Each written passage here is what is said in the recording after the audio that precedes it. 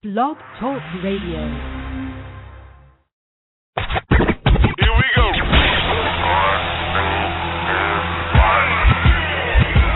Blast off. This is True Capitalist Radio. True Capitalist Radio. I am your host, the man they call Ghost. The badass of business. Give him capitalism or give him death. That's it. Period. Broadcasting from his Skyline office studios in beautiful downtown Austin, Texas. You sound fruitier than a box of Fruit Loops, for Christ's sake. And now, he'll take it from here. Your host, the prognosticator of prognosticators, the man they call Ghost.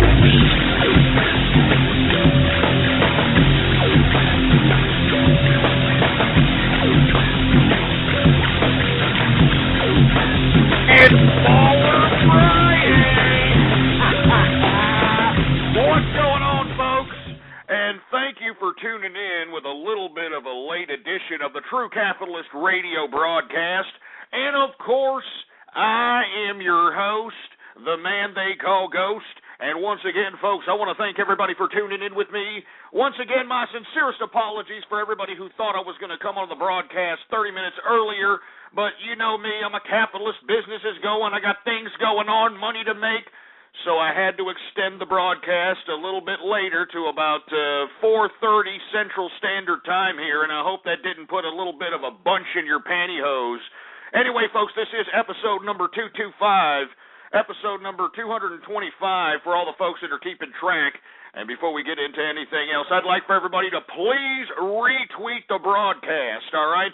Go to the social networks, go to the forums, go to the blogs, and spread it around like wildfire.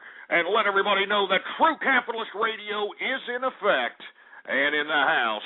And, of course, for all you fat jelly-ass M's that are too lazy to open up another freaking browser on your window browser, whatever the hell it is. We got all kinds of little buttons underneath the player right in front of your fat, filthy face. All you got to do is push them. We got a Google Plus button, Facebook like button. Jesus Christ, we got to retweet this button, share this button.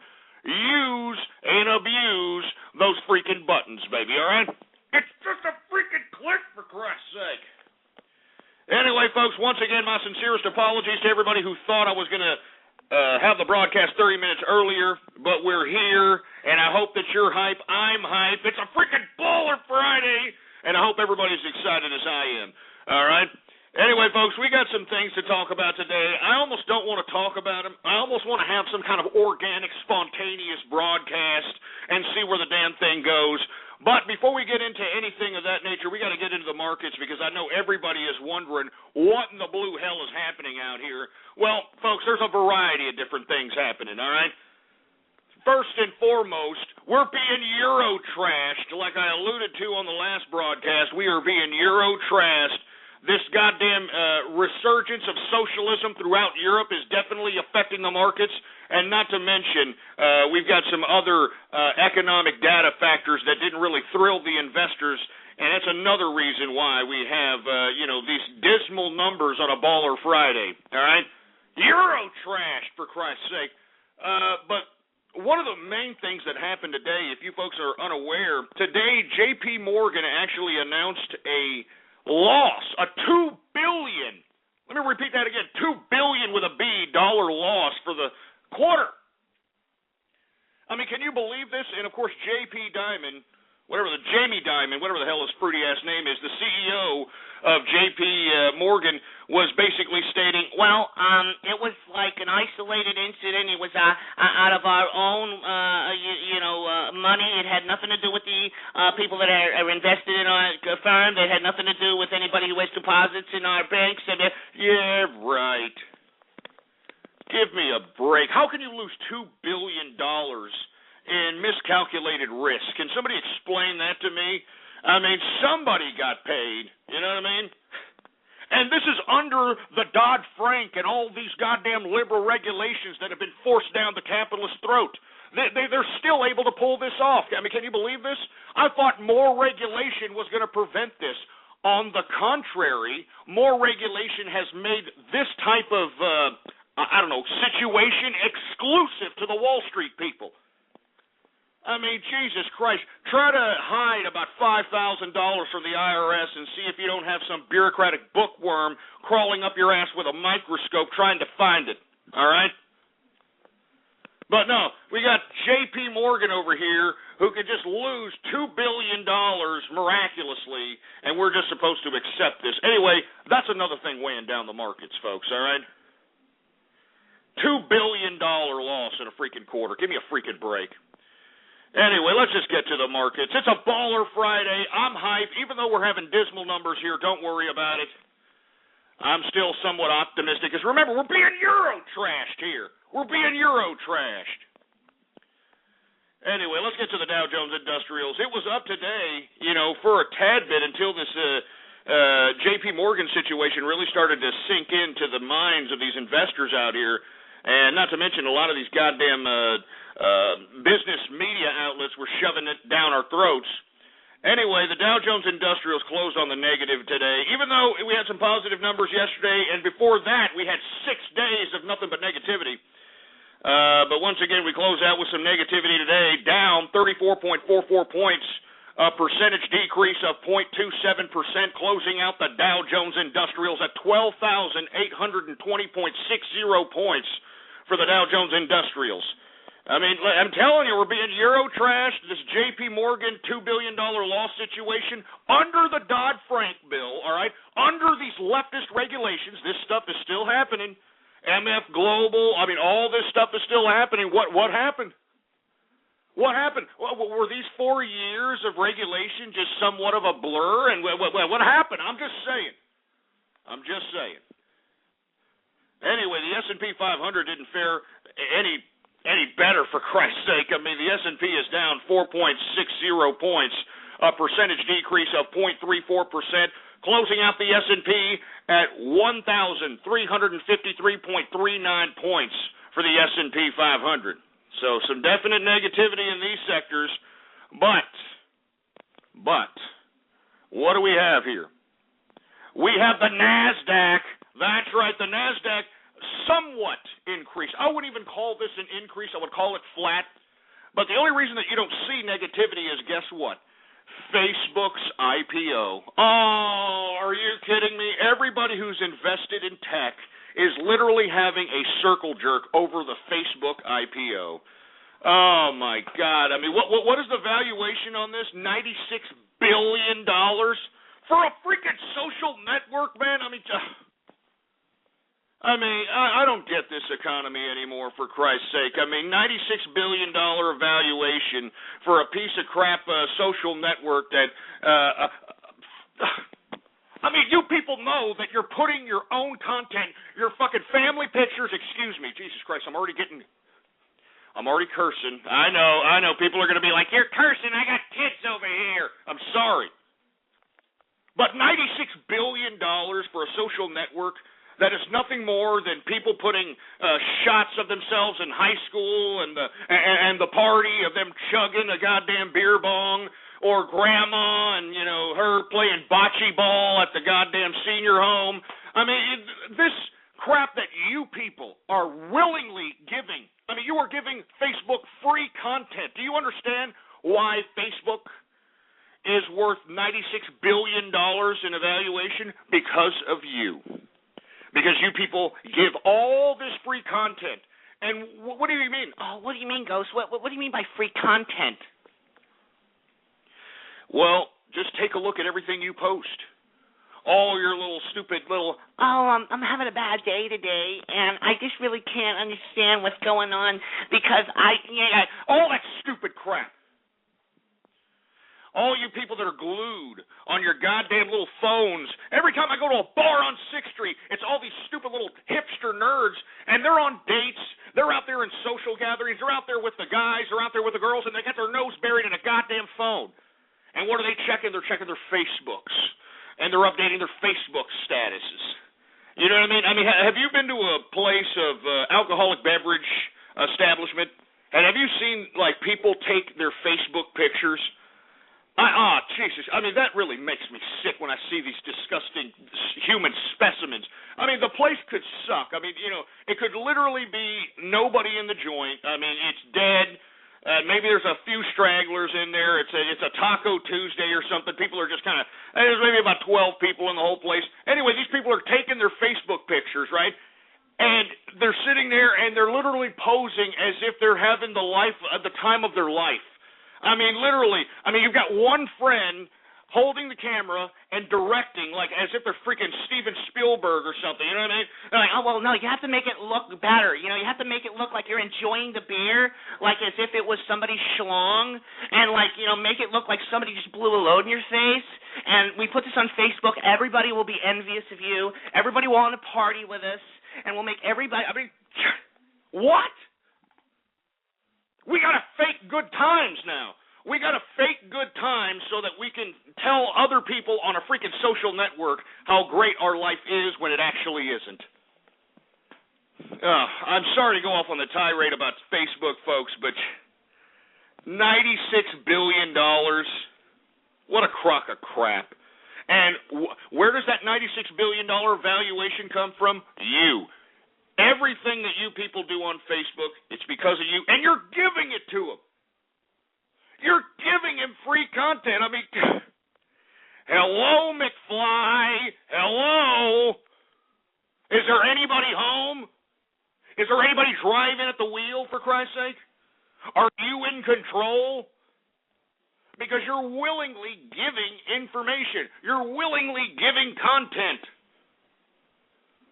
And what is the Facebook company doing? Becoming billionaires off of it. Yeah, I hope you're proud of yourself.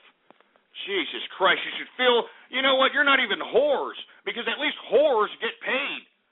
You're sluts.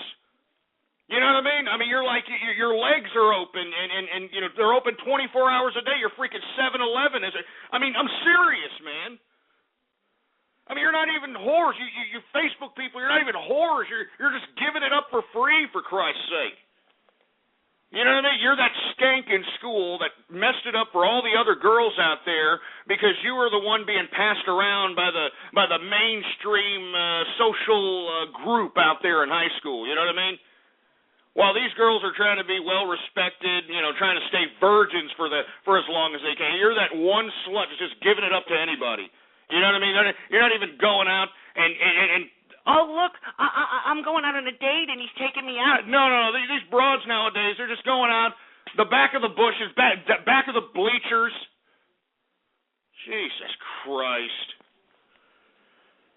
Gee, I'm sorry. I mean, Facebook was all over the freaking news today. That's the only reason why I'm going off. Anyway, the NASDAQ, the only reason why it's somewhat on the plus side today. The NASDAQ is up 0.18 points. All right, a percentage increase of 0.01%, closing out the NASDAQ at 2,933.82 points for the NASDAQ composite. All right, I mean, this is the only thing that kept the NASDAQ. Typically, you would see some, tremendous decreases, given the fact that you saw some decreases in the Dow Jones Industrials and the S&P. That's how the NASDAQ works typically. It's how it usually goes. But unfortunately, because, fortunately enough for people that are invested in the NASDAQ, this Facebook IPO has got everybody hard on. I don't know what it is. Anyway, let's get to the European markets. I want to hurry up and get through this. I'm already 30 minutes late. Jesus Christ. Anyway, the FTSE 100, to my European brethren across the pond out there, the FTSE 100 gained after major losses within the past couple of days. It is up today 31.57 points. A percentage increase of 0.57%, closing out the FTSE 100 at 5,575.52 points for the FTSE 100. Now let's get to our German brethren. Slogan, Volkswagen. The DAX index is up also, 61.93 points, a percentage increase of 0.95%, closing out the DAX at 6,579.93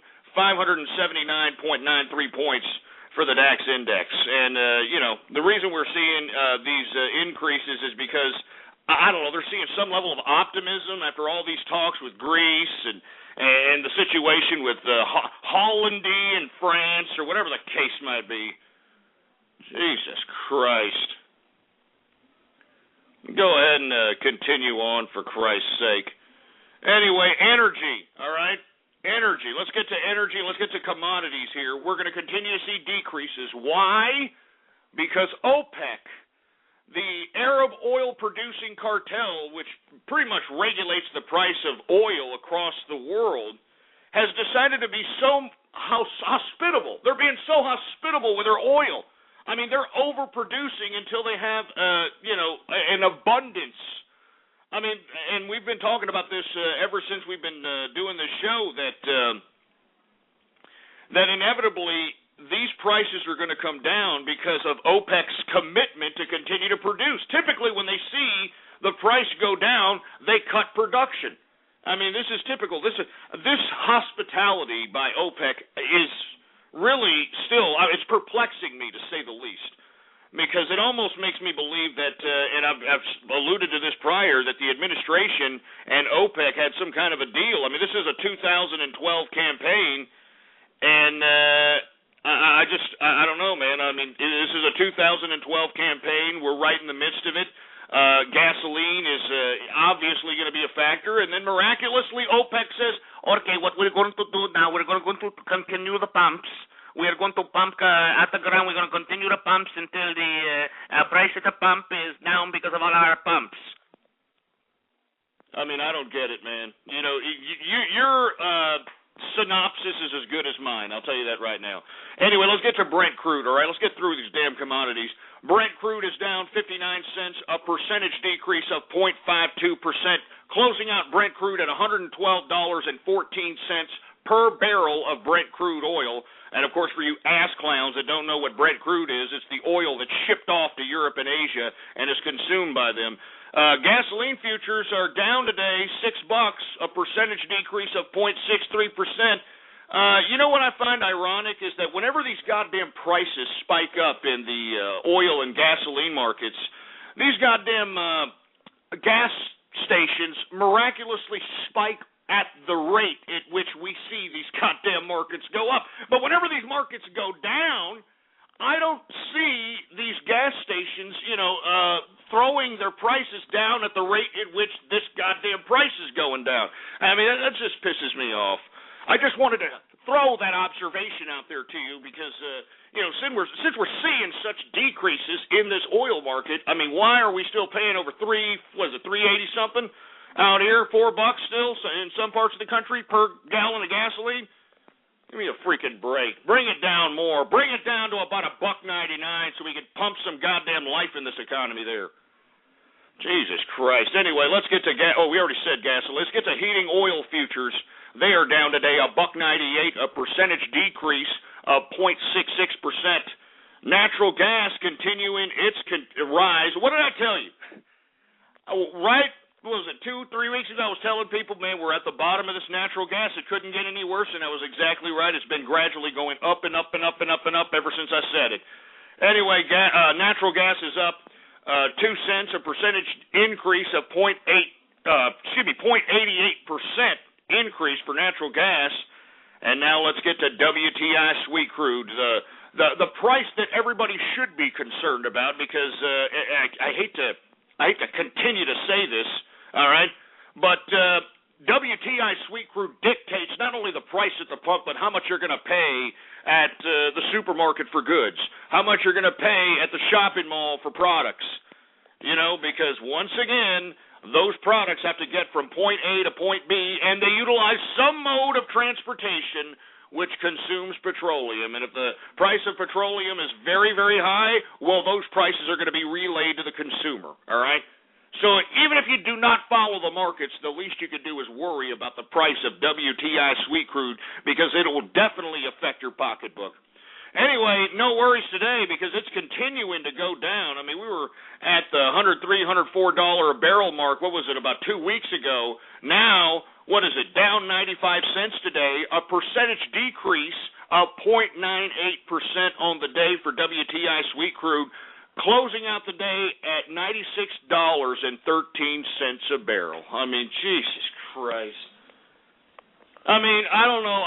In my history of living, and I've lived a long time, I have never seen OPEC so goddamn hospitable. The only time I've ever seen them so hospitable was after 9/11. After 9/11, I don't know what they felt. They were like, oh, no, they don't think it's us that we did it. No, we have to continue the pumps. We got to pump a lot so the Americans don't come over here and kick our ass. But now we're a laughing stock. I mean, before that's what they were thinking. I mean, I remember back then after 9/11, I saw gasoline go down as far as 97 cents a gallon out here in Texas, baby. Oh, my God, what happened to those days? Oh, my God, what happened to those days? Anyway, let's continue. What else we got going on? Oh, yeah, WTI, $96.13 per barrel of WTI sweet crude. Let's get to agriculture. Once again, we're seeing a lot of negative numbers across the board in the commodities markets. Canola down $15.60. Jesus Christ. A percentage decrease of 2.70% decrease on the day for canola futures. Cocoa also down. Cocoa down $19. A percentage decrease of 0.81%.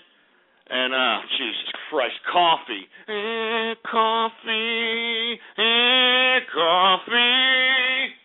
In before un-American tweets, for Christ's sake.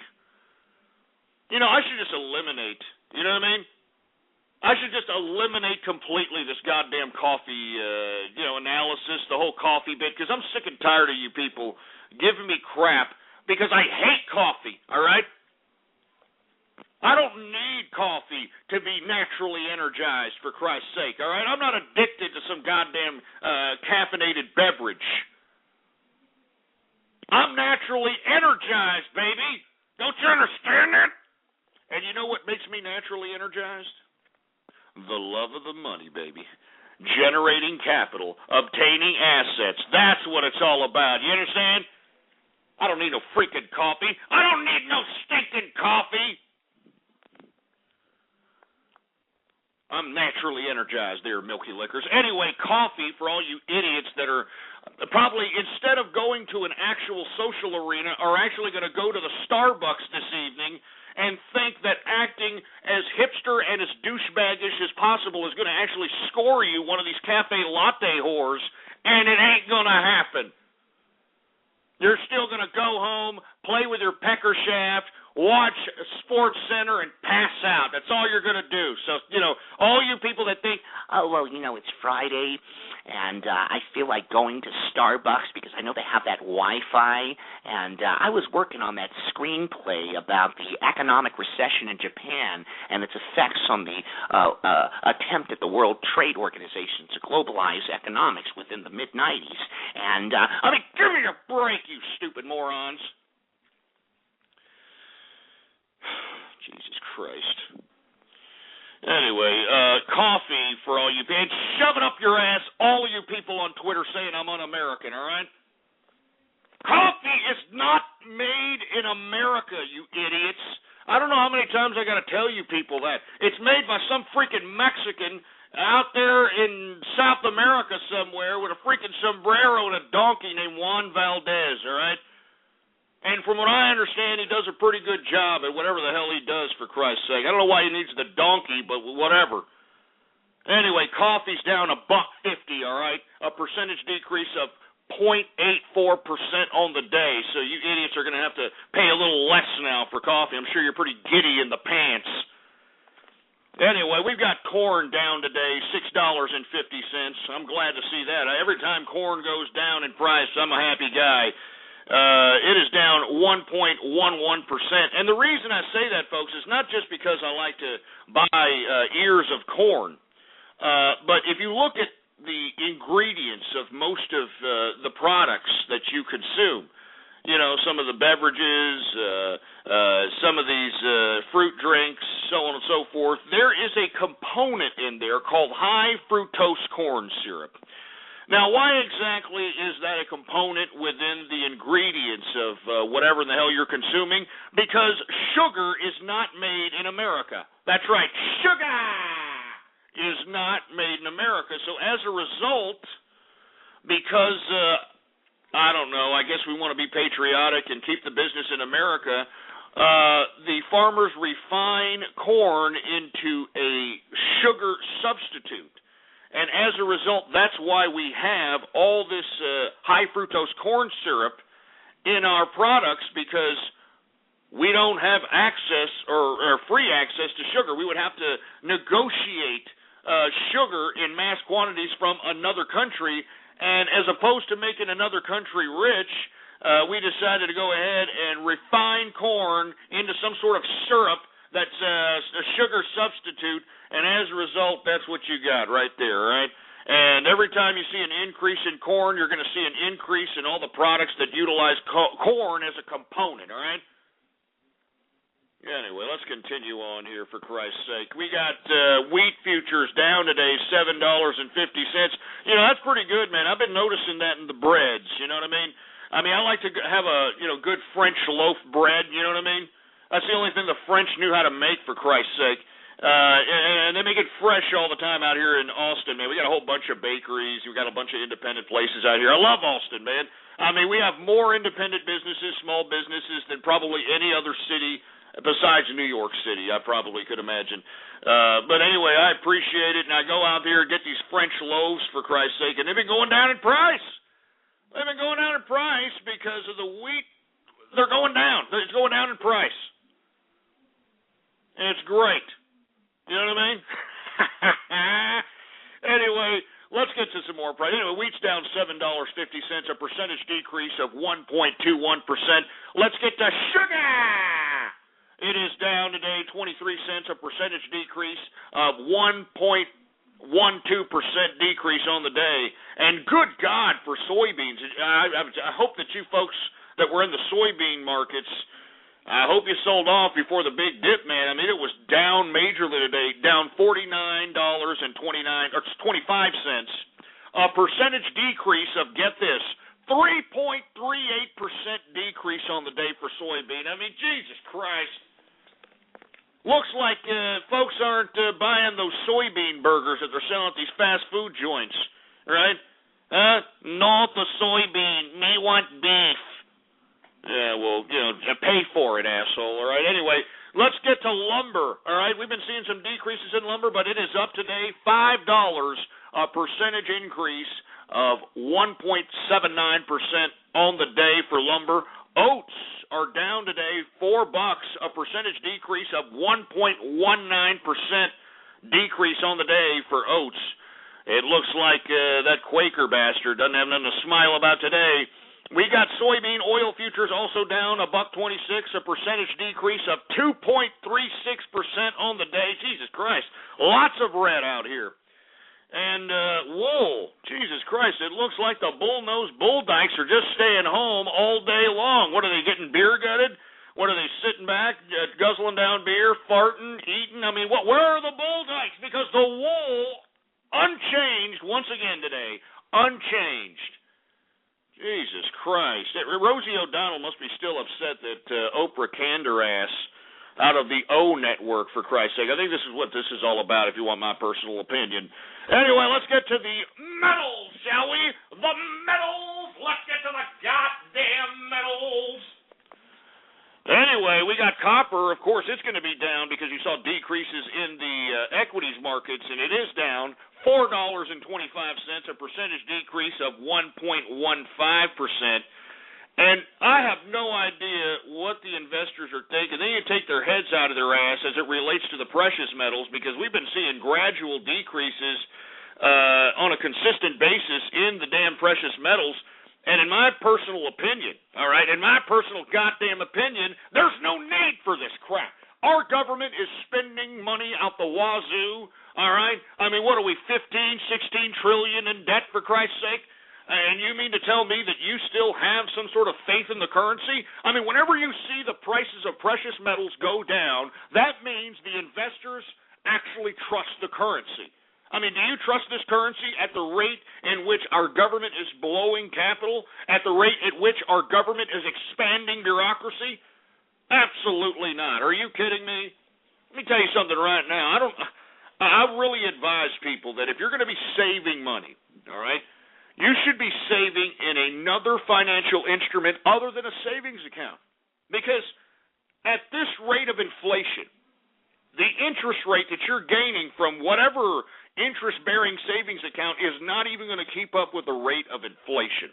And we can thank this liberal government for doing what has been done to our monetary system. These people will not stop spending.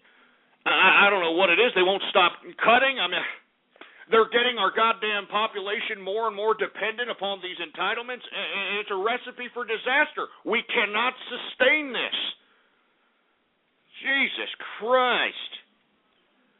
But for some reason, these helter-skelter, pussy-whipped investors out here insist upon, I don't know, I guess they believe in the dollar. I don't know what the hell it's going to take for them to realize that, hey, McFly, unless the government is actually going to implement some kind of measure of cutting, broadening the tax base, and making an attempt to cut down the debt, I see no reason why these freaking precious metals prices are going down.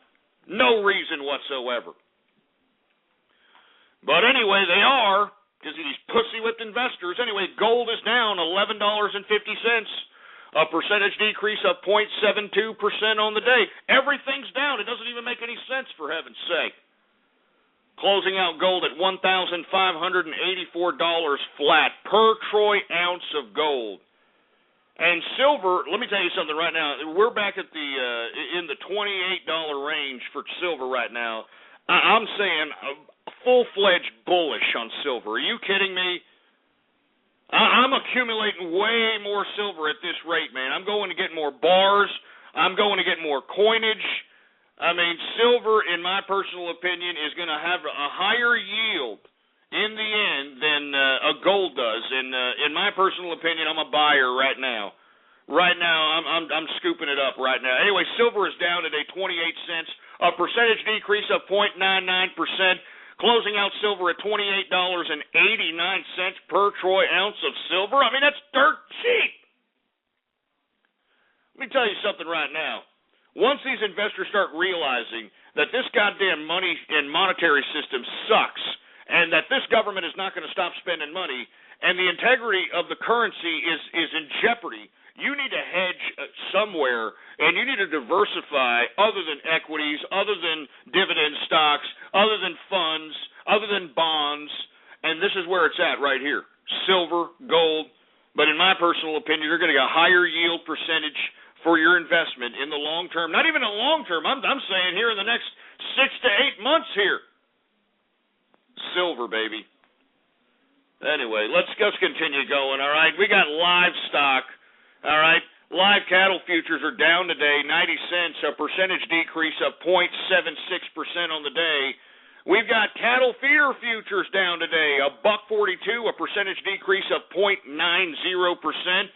And for all you fat jelly-ass ham-bones that like to shove a couple of ham-bones down your goddamn gullet, well, it's going to cost you a little more because lean hog futures are up today, 80 cents, a percentage increase of 0.95%. And that, my friends, is the markets for your ass. It's Baller Friday, for Christ's sake. I hope that you people are hyped. I'm hyped, for Christ's sake. Even though we have this negativity in the markets out here, even though freaking J.P. Morgan is posting $2 billion losses for the quarter, even though everybody's circle-jerking for Facebook, for Christ's sake, I'm still having a great Baller Friday. I'm well-diversified, and I'm always ahead of the market, baby. Always. All right? The badass of business right here. Anyway, it's a Baller Friday. Where's my drink? Where's my drink, for Christ's sake? Oh, yeah. You know it's a Baller Friday, so you know what I'm drinking, right? You know what I'm drinking? I'm drinking Johnny Walker Blue Label. Oh, yeah. That's what I'm talking about, baby.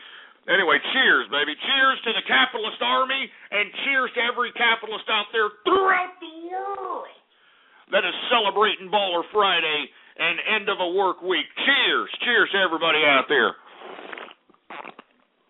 Oh, yeah. You gotta love that Blue Label, baby. Hell yeah. Anyway, I hate to even look. I mean, I'm kind of messed up because, we started 30 minutes late. My freaking, the whole time situation is screwy, for Christ's sake, so you got to excuse me if I seem a little perplexed here. But, hey, I'd have to ask the engineer here. He's just sitting there quiet. He's not having a very good baller Friday. What's the problem, engineer?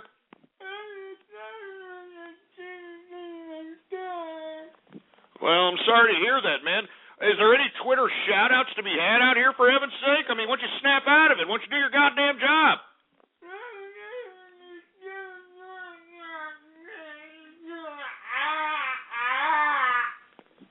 All right, well, we do have some Twitter shout-outs to add. I'm sorry that you're so upset today, engineer, but, why don't you calm your ass down. Here, have a drink. Give him a drink.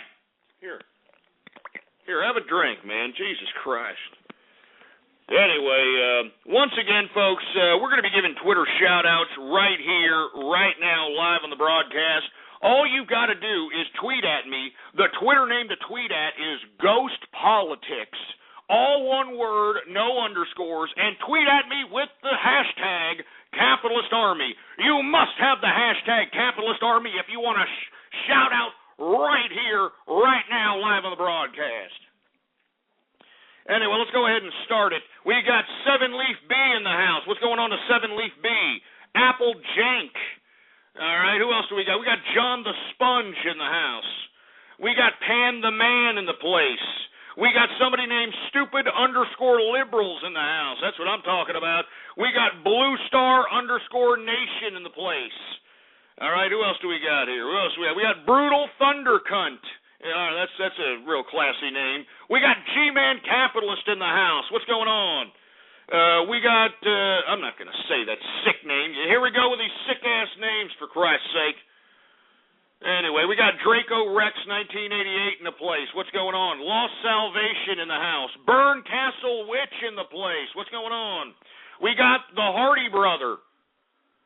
We got, who else we got going on here? Man, Jesus Christ, we have a lot of Twitter shout-outs to be had. Look at all these people. Look at all these people, for Christ's sake. Jesus Christ. We got Jackie Droog in the house. Who else do we got here? We got Spottin' Ghostler. God damn it, you idiots. Don't call me Ghostler. Assholes. Anyway, we got Spartan Chris _94 in the house. Who else do we got going on here? Stay out of my shed in the place. Axeman 3315 in the house. Karasberger. Gee, son of a bitch. God damn it, leave Karaskin alone. And that's the last time I'm telling you goddamn cyber vermin that, all right? It's the last time I'm telling you, stupid, sorry sacks of filthy, disgusting cyber vermin crap that, all right? You understand that? Anyway, what's up to my boy Pipes in the house, a member of the Capitalist Army? What's going on? Anyway, who else we got? We got DF Bruce in the place. Oh, Jesus Christ. Colon sausages? Are you shitting me, you sick son of a bitch? Colon sausages? Jesus Christ! You assholes are sick, man. I'm saying you guys are just way out there. You're in another freak show, demented, XXX, sadistic world out there that I don't even want to get into, for Christ's sake. I mean, do your parents know that you're thinking of this like this? Do your parents know this? I'm sure they wouldn't appreciate it, all right? Anyway, we got Jimmy Kudos in the house. We've got Note Party in the house. We're going on a Note Party. Somebody named Green Corn Poop. Ah, jeez. Why are you eating green corn, you idiot? It's not right if you're eating it, you dumb, sick son of a freaking... Jeez. I mean, do you see what I got to put up with on here? Do you see this? I mean, just to get a... Anyway, we got Regular Capital in the house. What's going on at Regular Capital? Another member of the Capitalist Army. We got DJ Poop Tickler. We got Tankies for Ghost. Who else do we got? We got Mitt's Barbershop. Oh, Jesus. Come on. Mitt's Barbershop. You didn't have to go there about Mitt Romney, all right? And we're going to get to that in just a second. But Mitt's Barbershop, you son of a bitch. All right, come on. Anyway, who else do we got going on? We got El Foxo Loco in the place. We've got Edna Vol. Oh, Jesus Christ, that's great. That's fresh, isn't it? Oh, my God. Who else we got? We got, I'm not saying these sick-ass twisted names anymore, you idiots. I know you idiots are sitting there fanning your balls hoping that I say your little sick-ass name. I'm not going to do it, all right?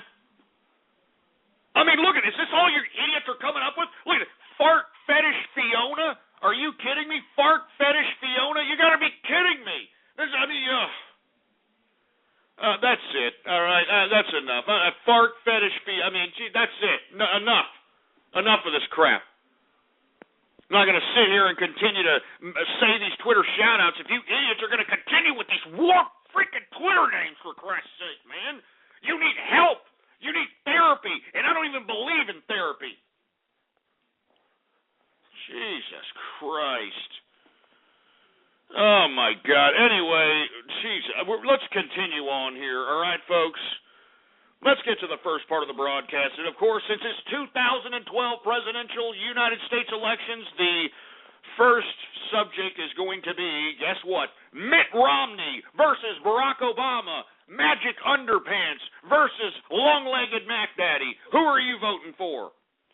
And for you folks that aren't aware, the latest criticism of Romney, since this whole gay marriage debate got pushed into the circle of debate, thanks to Joe Biden.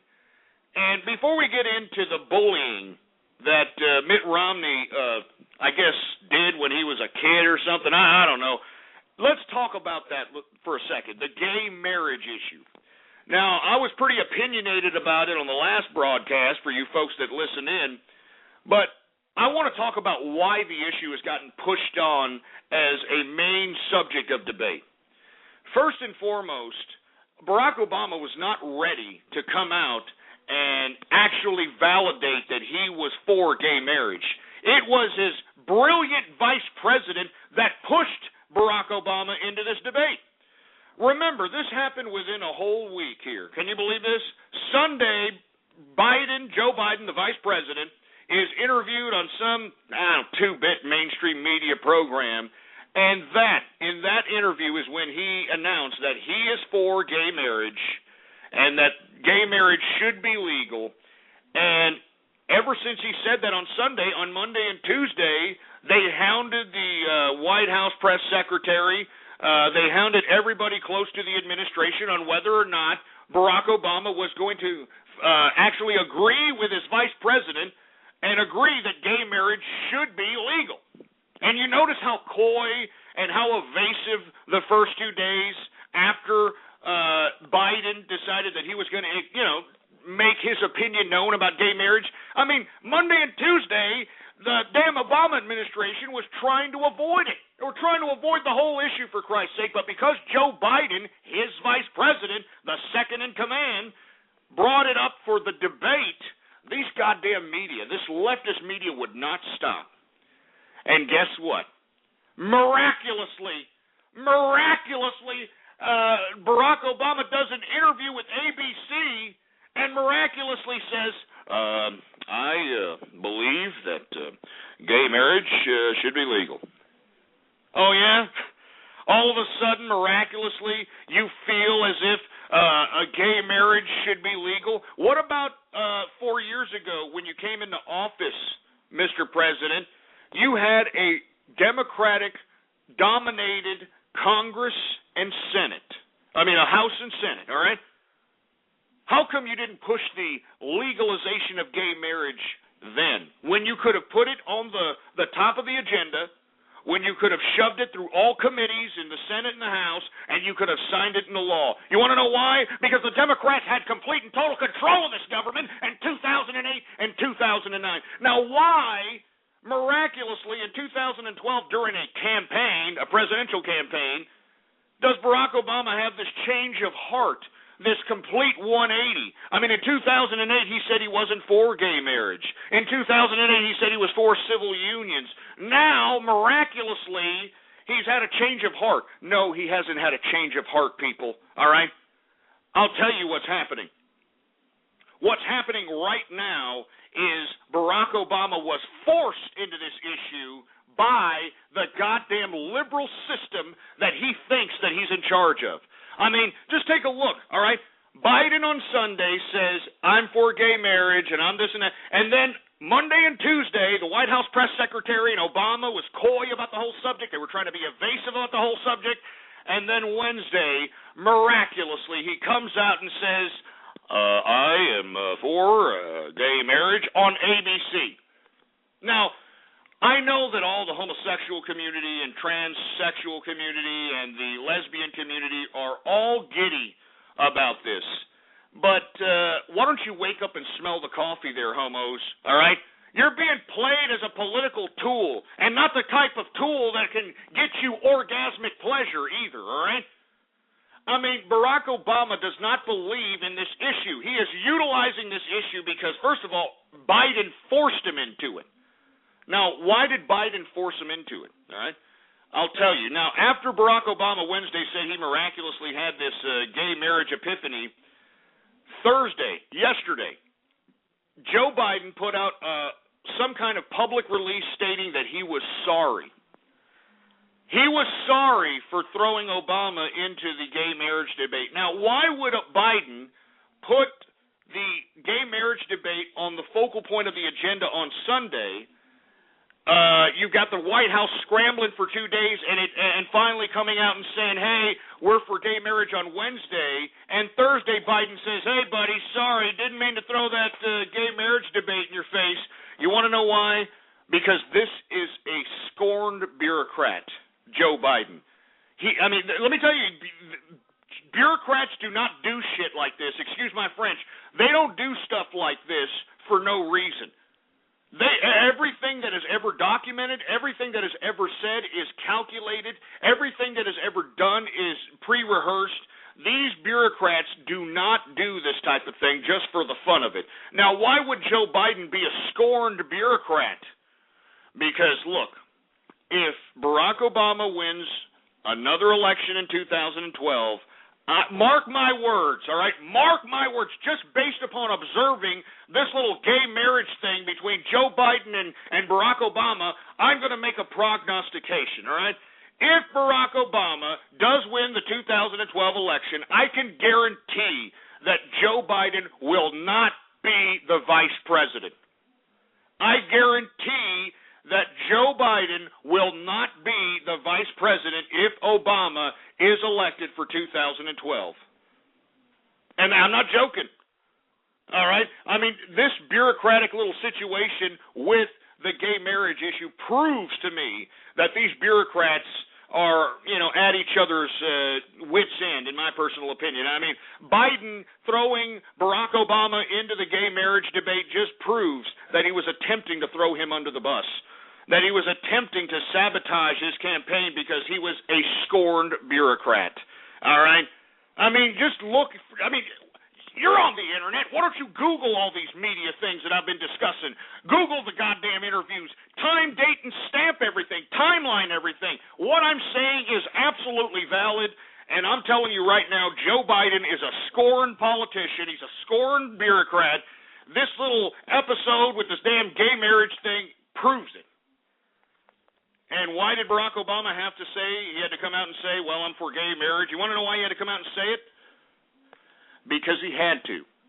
Because you saw the first 2 days, man, they were trying to avoid that whole issue, man. I mean, Carney, the press secretary over there, was like, well, he's been, just evasive and coy, the whole crap. I'm telling you right now, Biden will not be the vice president if Barack Obama is reelected. I might even take it even a step further than that, all right? I'm going to tell you, I'm going to take it even a step further than that, all right? I believe that Barack Obama, if these poll numbers continue to show a dead heat, I'm willing to make a prognostication that Obama may even announce a new vice presidential running mate within the next 3 months. Hell, within the next 2 months. All right? I'm not joking. I'm telling you, man. I mean, bureaucrats don't do this stuff. I mean, especially liberals. I mean, liberals are all protecting each other unless they're, scorned because they're going to get power taken away from them, or they were overlooked for a bureaucratic raise in power. I mean, it's all power-driven for these bureaucrats. It's all it's about. It's all about power. And just imagine the president goes and tells you that you're not going to be the vice president if he happens to win for the next 4 years. That's a lot of power you're not going to have anymore. And Joe Biden, he's showing his disflavor or his distaste in this whole event with this ridiculous gay marriage thing. Anyway, once again, all right, I'm making a prognostication that Joe Biden will not be Barack Obama's vice presidential candidate, all right? Anyway, let's continue on. I want to talk a little bit also about Mitt Romney bullying, according to reports that are out here. Allegedly, Romney bullied gay students while he was in school. Now, how he knew they were gay, I mean, he grew up in a time when gay wasn't like, it's not like it is today, man. I mean, chicks are taking chicks to the prom. I mean, guys are taking guys to the prom. I mean, it's not like those times. You know what I mean? How in the blue hell did Mitt Romney know that, these people were gay, for Christ's sake, all right? And reports have come out stating that, and these are all reports, you got to look for them yourself, this is all alleged, that Mitt Romney not only was a bully, but he allegedly went as far as to cutting the long hair, holding down and cutting the long hair of a hippie or somebody who had longer hair or something. I mean, these are the reports coming out, man. This is what's being alleged out here. And, Romney came out and said, hey, if I bullied anybody, I'm sorry. Really? I mean, are we going to do that now? Huh? I mean, it's stuff we did when we were teenage adolescents, when we didn't know any better, for Christ's sake, when we did the most stupidest crap, well, we're going to have to say sorry for it, for Christ's sake? We were kids! Oh, my God, man. I mean, what is this turning into, Maury Povich? Huh? Is this what this presidential election is turning into, huh? Where are they now? You bullied me, look at me now kind of shit? Is this what this is now? Is this what this election has turned out to be? Oh, my God. But Mitt Romney, a bully, for Christ. I mean, get over it, man. Get over it. All right? Mitt Romney is 65 years old, all right? 65 years old. So that would mean if he would have done this old bullying tomfoolery at age 15, all right? At age 15, that is 50 years ago. 50 years. So, I mean, give me a freaking break, media, harping on this bullying crap with Mitt Romney. I mean, are you serious? I mean, they'll cover Mitt Romney bullying some stupid fruit back 50 years ago, but they won't cover Fast and the Furious. They won't cover this, CIA double agent underwear bomber situation and get more critically, get some more critical analysis about that situation. I mean, I'm just saying, man. I mean, don't we have issues here? I mean, America's on the brink of becoming a third-rate power. Not even a second-rate, a third-rate power. I mean, give me a break. I can't believe that this is what we're turning into. This is a circus sideshow. I want to hear what you have to say about this. 646-652-4869. Romney the bully. That's right, Romney, allegedly a bully while he was in school, for Christ's sake. I mean, give me a freaking break. What do you think about Romney the bully? I want to hear from you. 646-652-4869. Let's take some callers here. Area code 267. What do you think about Romney the bully? Oh, Jesus Christ. What are you calling me from? A freaking teleconference? A telecommunications? A freaking call center or something? Jesus Christ. 901, what do you think about Romney the bully? Shut up. We're not playing clips right now, all right? We're talking here. We're supposed to be talking. supposed to be talking about some serious business right now. We're talking about Romney the Bully. What do you think about it? 253, Romney the Bully. What's the best-selling single model tire being sold in the United States today? Shut up, you. I mean, what is that? A My Cousin Vinny soundboard, for Christ's sake? Jesus Christ, get a life. 209, what do you think about Romney the Bully? I think it's awesome. I think he should bully more. Bullying is awesome. Bullying is cool. Why is bullying cool? And stop making dumbass blanketed statements and get detailed on what's so cool about bullying. Well, you know. Well, it makes you feel better about yourself. Jesus Christ. Are you autistic, sir? No, I'm Jewish. No, you're autistic, right?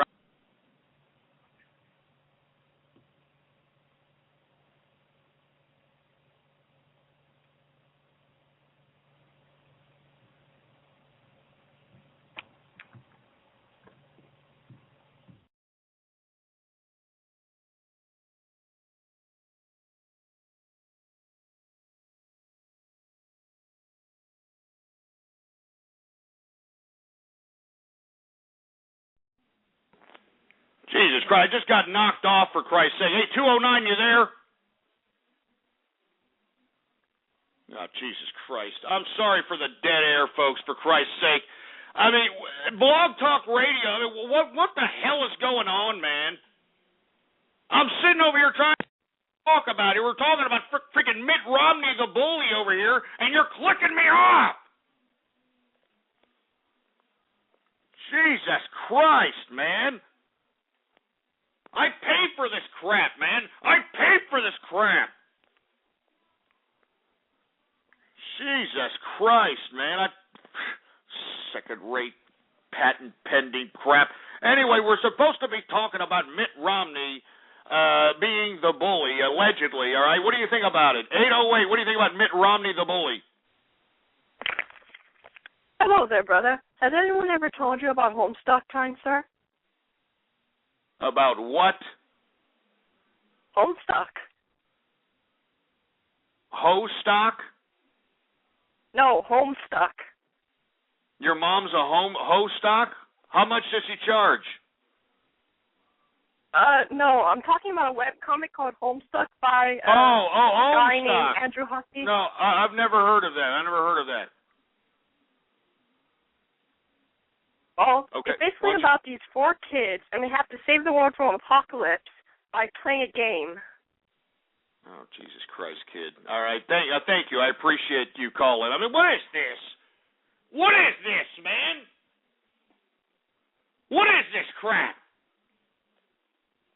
We're supposed to be talking about the presidential elections out here, all right?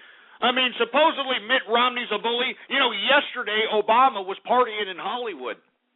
Yeah, he was partying in Hollywood, rubbing elbows with George Clooney, huh? Oh, yeah, and Robert Downey Jr., the heroin addict. Oh, yeah, and all these other Hollywood idiots. He raised, get this, yesterday by going to Hollywood, he raised $15 million. $15 million, for Christ's sake. Can you believe this crap? Yeah, thanks, Hollywood, huh? Maybe it's because, he's trying to pass these bills that are going to be favorable to their goddamn content monopoly. How about that, huh? Stupid-ass Hollywood, for Christ's sake. Let me tell you something. Your days as the content monopolists are over, Hollywood. The power of content creation belongs to us, the Internet. We don't need you. We don't need you and your stupid, dumbass, ridiculous, pathetic, sexual deviant world that you got going on over there. I know what you idiots do over there. Passing around children and, molesting. I know what you idiots are doing over there. You people are sick. We don't need Hollywood. You understand what I'm saying? Death to Hollywood. But no, they raised $15 million for old Barack Obama, man. $15 million. I wonder what he's going to use all that money for Christ's sake. I mean, Why does he need so much money? I mean, why does a liberal that's supposed to be running on rhetoric and yes, we can, and change, and all this other nonsense, why does he need all that money? Oh, that's right, he's going to buy votes, I forgot. Anyway, we are now in the second hour of the True Capitalist Radio broadcast. And, of course, I am your host, the man they call Ghost. And once again, folks, I want to thank everybody for tuning in with me. Before we get into anything else, I'd like for everybody to please retweet the broadcast, all right? Go to the social networks, go to the forums, go to the blogs, and spread it around like wildfire. And let everybody know that True Capitalist Radio is in effect and in the house. And, of course, for all you fat jelly-ass hembos that are too lazy to open up another freaking window in your browser, we got all kinds of buttons underneath the player right there in front of your fat, filthy, disgusting, slovenly face. We got all kinds of buttons. We got Facebook like buttons, Google Plus buttons, retweet this button, share this buttons, use and abuse those freaking buttons, baby, all right? It's just a freaking clip, for Christ's sake. Anyway,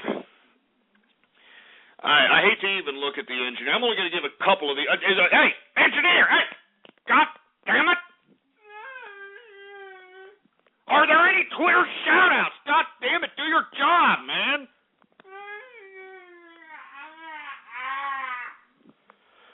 Well, according to the engineer, there are some Twitter shout-outs to be had. And this time what we're going to do is we want you to retweet the first tweet on my Twitter account, on our Twitter account, Ghost Politics, all right? Retweet the first tweet on that Twitter account, and I will give you a shout-out right here, right now, live on the True Capitalist Radio broadcast, all right? All right, who do we got here? We got Ghosty Wrestling. Yeah, real funny, you asshole, all right? Who else do we got? We got Texas Twisting. Yeah, shove it up your ass, you idiots. All right, we had some bad thunderstorms out here in Texas. We don't need that crap. Anyway, we got Kyle for Lols. What's going on? Who else do we got going on here? Remember, retweet the first tweet on the Twitter account. It's that simple. Who else do we got? We got, who the hell is this? Juiceal. What's going on at Juiceal? We've got Knees Keys Llama. What's going on at Knees Keys Llama? We got Fat Marshall in the house. What's going on? We got Karaskin in the place. What's going on, Karaskin? Who else do we have going on here? We've got, we said Jackie Droog. What's going on here? Colon bacon strips, for Christ's sake. Jesus! We got DR Lasers in the house. Who else we got? How do I shout out in the place? Giorgio is right in the house. Who else do we got going on? We got True Bergs Radio. Shove it up your ass, True Bergs Radio. Son of a bitch. You come up to me in my face and say that, I'll beat your ass into dog meat, boy. Son of a bitch. We got CDI Fan 237 in the place. Who else do we got? We got Professor Poop Tickler. What's going on to Professor Poop Tickler? Who else do we got? We got Kinky Cadence. Oh, Jesus. We got Happy Birthday Joe in the house. Who else do we have, man? We got a lot of the same Twitter shout-outs that I've been giving here. I'm going to give a Euro Trash for Ghost. Yeah, real funny, jerks. All right. Captain Equestria. Who else do we have here? We've got Me Slappington in the house. We've got Steamy Towel. Oh, that's very original. Steamy Towel in the house. We've got Sanic Hedgehog. Sanic Hedgehog. Who else we got? I'm not saying that, you sick, twisted pricks. All right? I'm not saying that crap. I'm not saying these dumbass twisted names, you dumb pricks. Ghostlix Jones? Ghostlix Jones? Don't compare me to that fat ham-bone, fear-mongering piece of...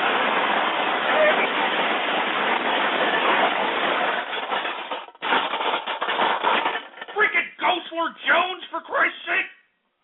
Ghostlix Jones?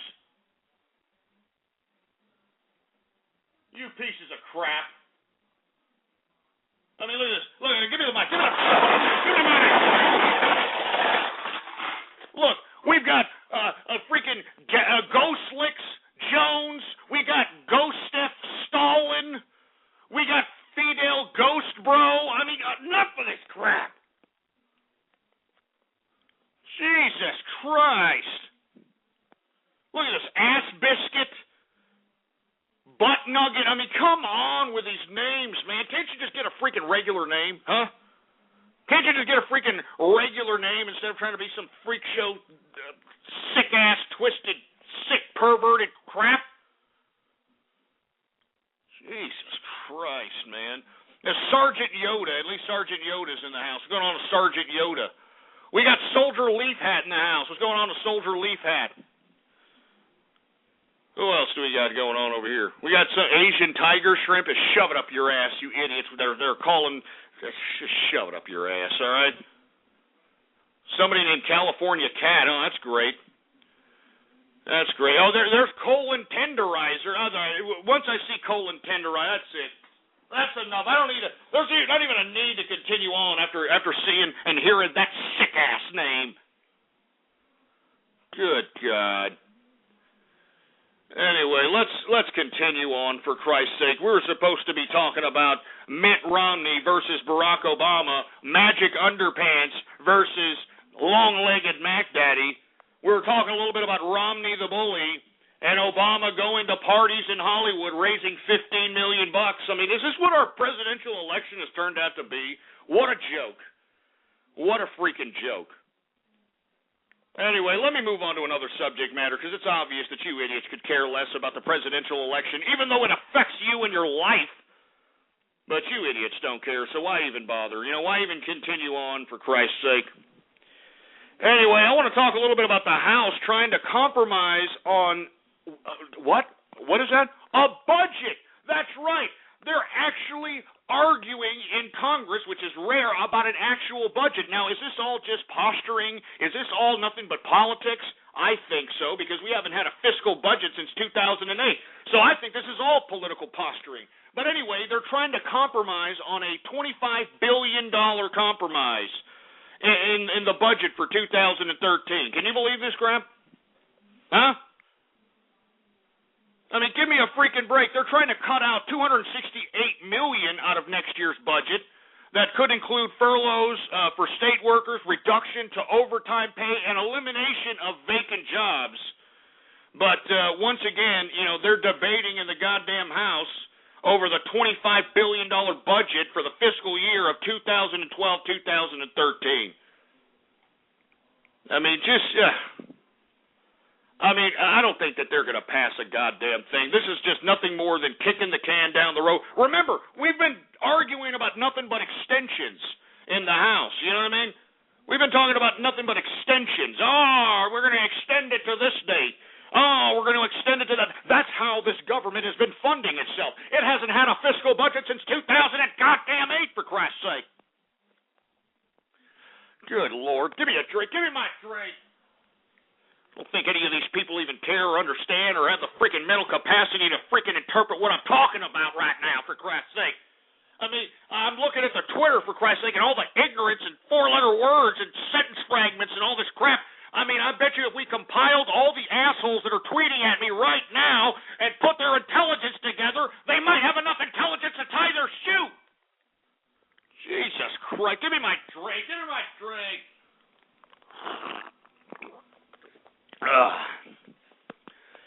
Jesus Christ, I need to drink for a little bit, man. Look at this crap. Look at the reality. I mean, take a good whiff of reality. Huh? Take a good whiff of it. Smell it. And it smells like a dirty, disgusting, used up carnival urinal, man. Jesus Christ. I'm sitting over here telling you people that we haven't had a fiscal budget in America since 2008. Now the House is finally supposedly debating on a fiscal budget for $25 billion for 2012-2013. I mean, give me a break. This is all posturing. These idiots aren't going to pass a goddamn thing. They're going to do nothing more than extend this like they've all they've done, for Christ's sake. I mean, Jesus Christ, man, is this world this stupid, man? I mean, God damn it, man, we're this stupid. I mean, are we really this stupid? Good Lord. I mean, is this thing on? I mean, Jesus Christ, it gets so hard. It gets so hard. I mean, wake some of you complacent idiots up out there, for Christ's sake. Now is not the time to be a complacent, stagnant waste and a dread on civilization. We need you idiots to start rising, and we need you to start realizing that capitalism needs to be implemented not only in America, but on a global scale. And you just sitting there on the sidelines isn't going to help. We need you to get off the goddamn sidelines and get on the front lines, because the front lines are right outside your goddamn door. That's right.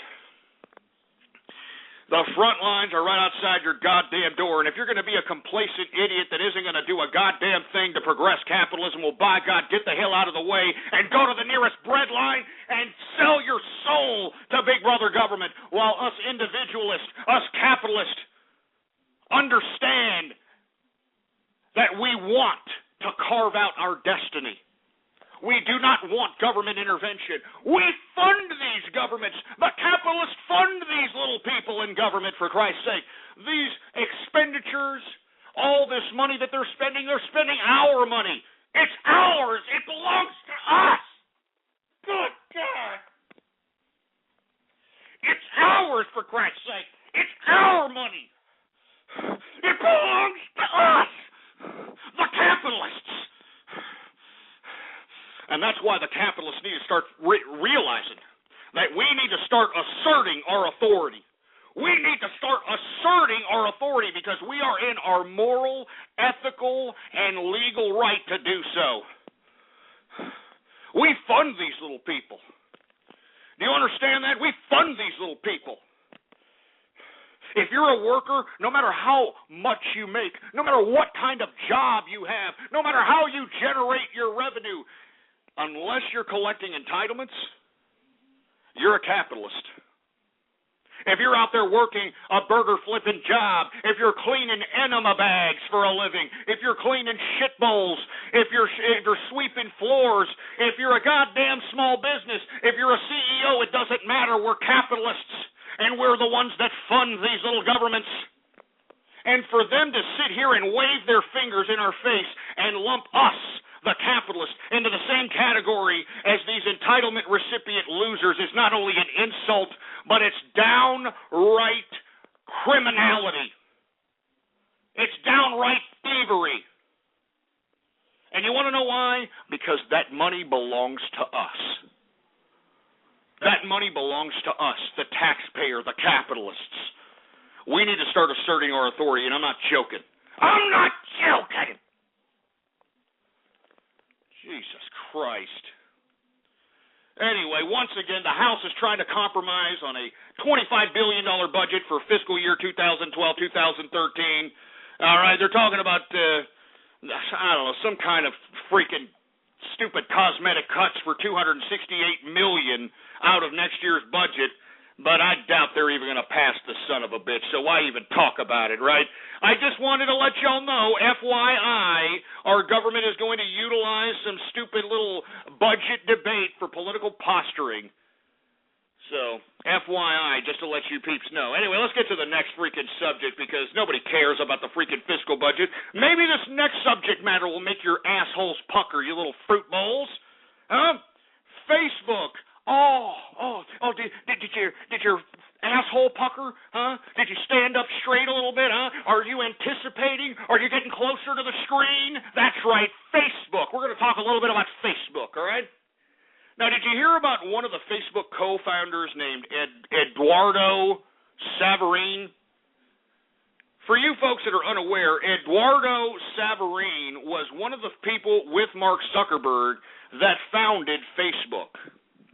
And we talked about it earlier in the broadcast. Facebook is about to, issue out stocks in its initial public offering. And the valuation on this company is $96 billion, okay? So why am I talking about Facebook's co-founder? Because he did something very interesting, very, very interesting today. He renounced his United States citizenship. That's right. He renounced his United States citizenship today, right before the Facebook IPO is set to hit the market. Can you believe this crap? Now, why would Eduardo Savarine renounce his United States citizenship? Well, I'll tell you why, all right? He did it for the love of the money. Let me explain here, all right? He renounced his U.S. citizenship. This guy now lives in the country of Singapore. What have I told you about Asia, baby? What have I told you about all the capitalists moving to Asia, for Christ's sake? Now, why is Savarine, 30 years old, real young chap, renouncing his United States citizenship and moving to Singapore? Because of the taxes. That's right. Guess what? In Singapore, zero capital gains tax. Let me repeat that again. Zero capital gains tax. So he's going to take his amount of money that he made in this IPO, which is going to be an estimated $3.84 billion. He's going to take that $3.84 billion and become a Singapore citizen and live the life of luxury while continuing to make money with that $3.84 billion and paying 0% capital gains tax. Oh, my God. Can you believe that? I mean, can you believe that? I mean, that's pretty shocking. I'm sure people are like, what? He renounced his citizenship? I mean, oh, my God, good Lord. Well, hey, this is the way it is, baby. I mean, the Facebook is planning to raise $11.8 billion through the IPO, which is one of the biggest in history of an internet company. All right? His stake, Savarine's, is only 4%. And that 4% is making him have a net worth of $3.84 billion. So he's going to take that money, go to Singapore, and probably live lavish till he croaks, for Christ's sake, all right? Until he croaks. Now, how did these guys, once again, make all this money? Because of you. Because of the content that you give them for free. You don't get any of the advertising revenues.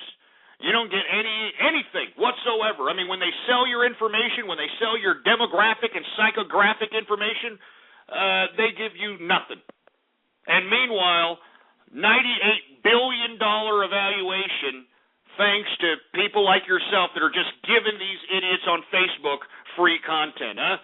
How do you feel? How do you feel that you're not even a whore? You're a slut. You're a slut. I mean, stop with the Facebook accounts. Literally, stop it, all right? And then you people wonder, oh, well, our privacy is being taken away. It's not fair. It's not fair that, your privacy is being taken away. Yeah, because you're giving it away. You're giving your privacy away. You're giving your personal information away. Jesus Christ, I can't believe some of you people in these Facebooks. I mean, some of you people, you give out who your families are. You give out your freaking phone numbers on there. You put where you freaking work. You tell everybody when you're leaving your house, when you're going to work, when you're going on trips. I mean, give me a freaking break. Give me a break, all right? It's you idiots out here, all right? It's you idiots that are giving Facebook this $98 billion valuation. Now, how do you feel? If you own a Facebook, if you're one of these stupid nimrods that have put your granny's pictures and have put your stupid high school graduation and have put you chugging down a bottle of beer, for Christ's sake, how do you feel knowing that these idiots are making $98 billion off of you because your ignorant ass gave them the content to do it? Oh, good God. Woo! Oh, my God. Man, they didn't even have to go and do any work, man. They just had to build a stupid website. You idiots went there, you gave them free content, and look, $98 billion valuation. Oh, that's great, isn't it? How do you feel? How does it feel?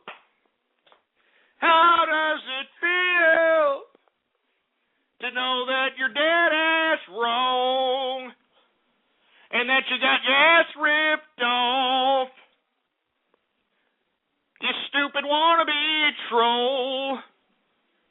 Anyway, that's enough. Anyway, let's talk a little bit about Facebook. 646-652-4869 is the number to call here. We're going to talk a little bit about Facebook. Once again, co-founder Eduardo Savarine has renounced his United States citizenship just a week prior to the Facebook's initial public offering exclusively for tax purposes. Can you believe this? He's going to Singapore for 0% capital gains tax. Anyway, I want to hear from you. 646-652-4869. Let's talk about this. Area code 619, what's up? Hey, Ghost, I like you, but I like you better when you were called Alex Jones. Now, shut up, you stupid fruit bowl. 619 is straight out of the freaking San Diego area, and we know what you're doing out there in San Diego, huh? I bet you we can find you in a park bathroom. Yeah, never mind. 918, what do you think about it? What's going on, Ghost? How's it going? Good to hear from you again, man. I love your show. Anyways, wow. That guy, this guy's going out of freaking the United States because of that. I think it's a good idea. I think, he should get out of this place while he can. Yeah, no kidding. I mean, and it's basically tax purposes. I mean, 0% capital gains, that means he's probably not going to pay a red cent on all the money that he's going to make in this initial public offering of Facebook. So it's definitely the money, but at the same time, and the way America's going, I mean, I don't blame him for jumping ship, for Christ's sake. I mean, have you seen these assholes walking around out here with sour scowls, even though they've got everything because the taxpayers are funding them and they're still unhappy? I mean, what the hell? I know, man. It's absolutely freaking ridiculous, especially because I see that shit like almost every day when I'm up at the school I go to. I see these stupid people standing on the corner with signs. And what's funny is they look like they look like they can get a change of clothes every day because every day they're in different clothes, and it's absolutely ridiculous to see shit like this going down. Oh, are you kidding me? It makes me sick every day of my life. I go to the freaking grocery store. You know what I mean? I mean, every time I go to the grocery store, I like to indulge, or I like nice, good, thick cuts of steak. All right? I'm talking about prime rib steak, New York strips, porterhouse, T-bones. I mean, the works. And literally, I load my basket up with this crap. And then, as I'm trying to, stroll through the other aisles in an attempt to try to get other goods, people look at my basket and they look at me like I just farted on their Sunday dress or something, man. I mean, they looked at me like I'm lighting farts in the middle of the aisle, for Christ's sake, like I'm doing something completely absurd. And I even have some people that pass me by when I'm doing this and give me the proverbial, must be nice. Oh, man, if anybody ever tells you that, you better get as far away from them as possible because they're giving you the evil eye. They're going to probably do whatever it takes to sabotage you. They are haters. They're envious. And whenever they're making the comment that, well, it must be nice, that's at the point of envy in which if there was an opportunity to sabotage you, they'll do it. All right? But seriously, man, I'm out here pushing a basket full of freaking beef, for Christ's sake, and people are looking at me because I'm spending my own money. I'm spending my own money, for Christ's sake. These people are spending money that they're getting from taxpayers, and they're bitching. You know what I mean? I mean, that's why I'm saying, if you're in America, do not feel sorry for anybody in this country. Anybody. They can go get any goddamn entitlement, for Christ's sake, if they're a loser, and they can be well supported. You go into the projects, and go to the projects right now. I guarantee you, if you go into these homes, you're going to see plasma screens, you're going to see computers, you're going to see electronic widgets, you're going to see all the amenities that would traditionally be with a middle-class worker. Now it's with the Poe in America. And now that the Poe in America has everything that middle-class America once had, they're still bitching. They're still unhappy. This is why I'm telling you, folks, this idea of socialism, this idea of communism, this idea of giving everybody everything does nothing but stagnate humanity. It makes humanity nothing more than a bunch of children in a playpen, for Christ's sake. Children in a playpen. I mean, look around you.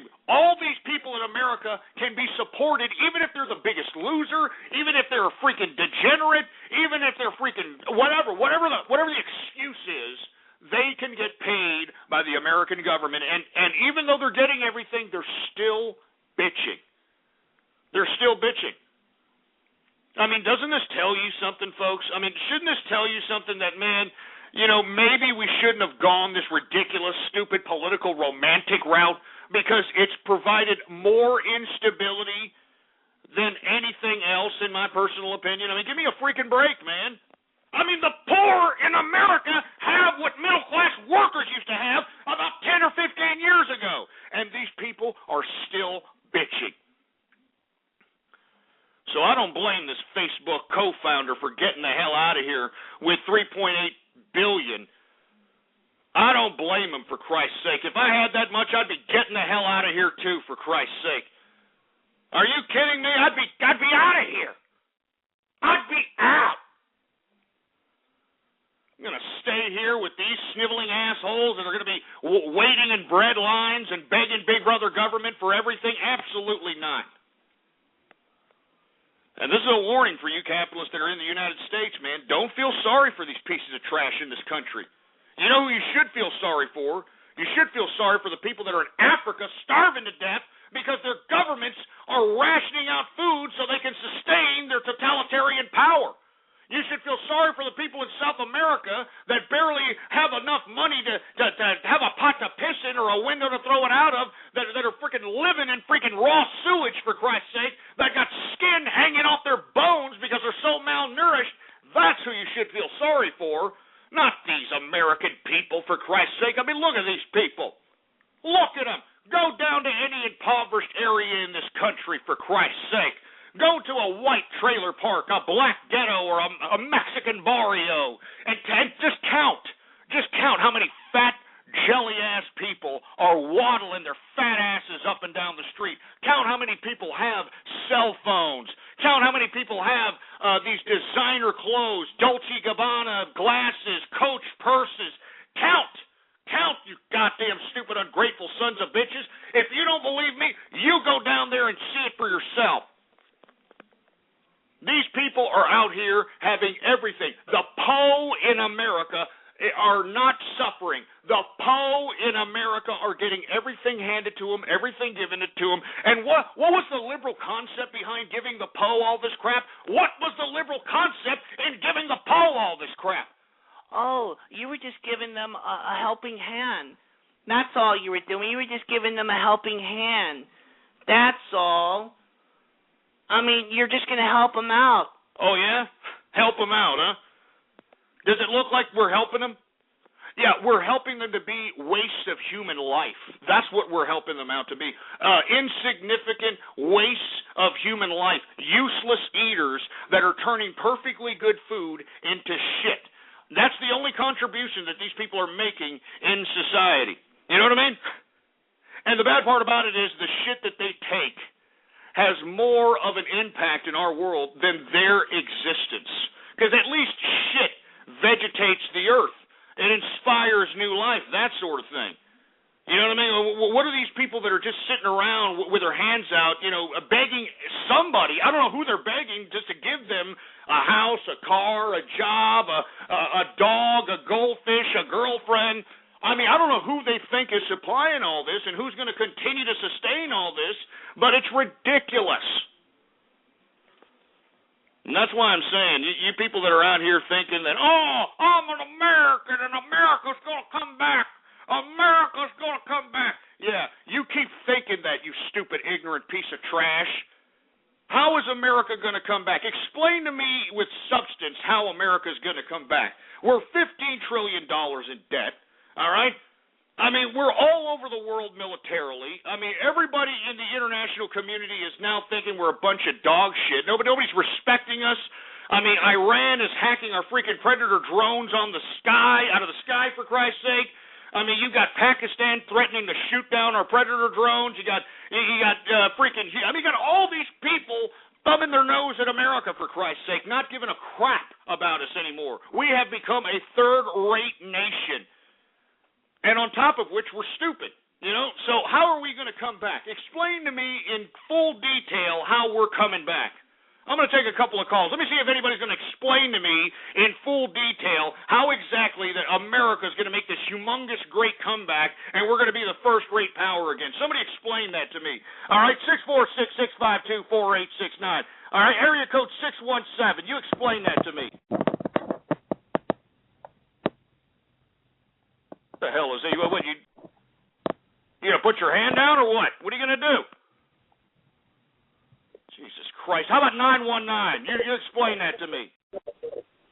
Hey, Ghost. This is my first time listening to your little talkie thing, and I just want to say I am highly, disturbed by your lack of ponies. Here we go, another freaking fruity-ass brony, for Christ's sake. Hey, why are you a brony? What makes you attracted to this brony, borderline pedophilia type of fandom? You say pedophilia, yet I'm a teenager, so I don't really think you can be a pedophile when you're a teenager. I mean, have you actually seen the show? Hey, asshole, let me tell you something. The majority of bronies aren't teenagers, all right? As a matter of fact, I heard that some of you bronies were coming at some of the capitalist army and just doxing a few of you idiots. I've come to learn that a lot of you idiots that are claiming to be teenagers are actually in your freaking 20s and 30s.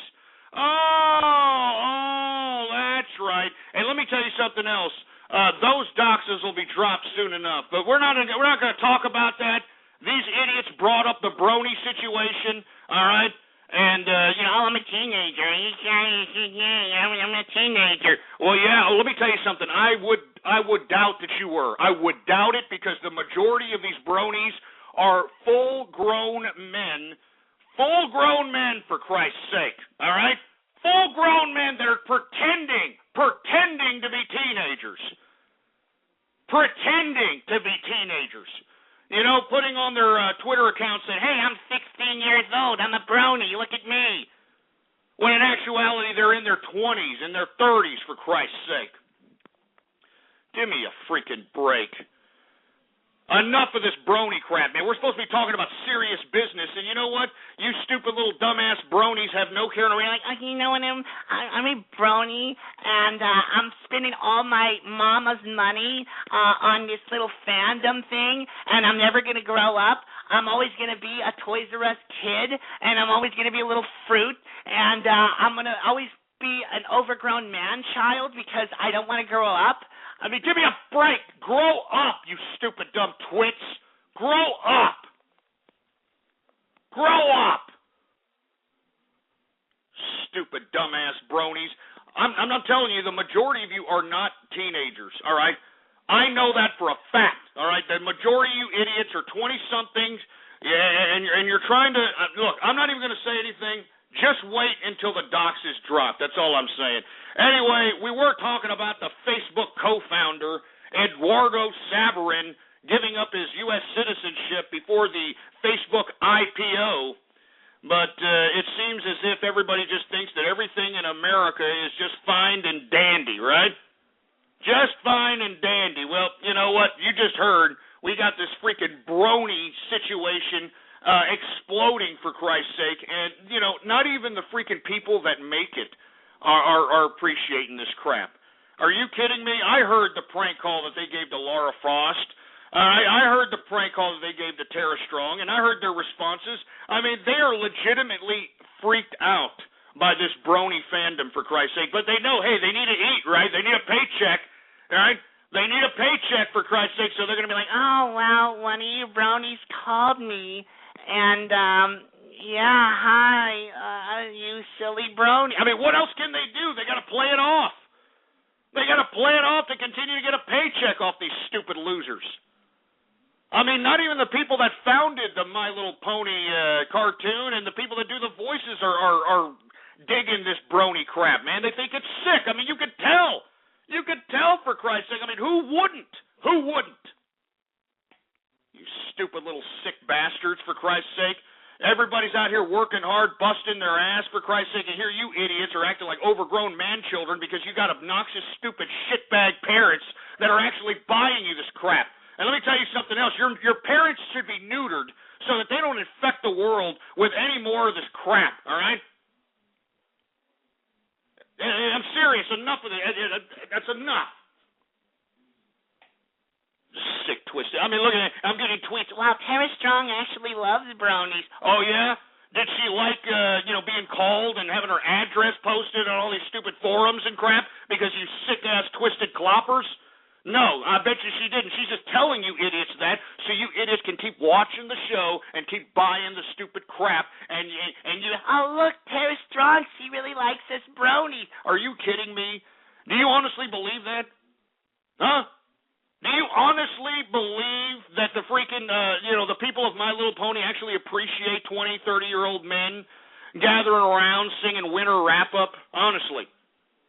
No, absolutely not, all right? You keep dreaming, you stupid, dumb, clopping pieces of crap, all right? Grow up. You're obnoxious pieces of garbage, man. I mean, this is a pedophile's playground, this goddamn brony crap. And let me tell you, I know for a fact that a lot of these bronies out here are not teenagers. I repeat that. They are not teenagers. These are 20-something-year-old men, and I have the proof. I've got proof. They put on their Twitter accounts, yeah, I'm 16 years old, and I'm going to talk in a real high voice, and I'm going to pretend. Yeah, okay, all right.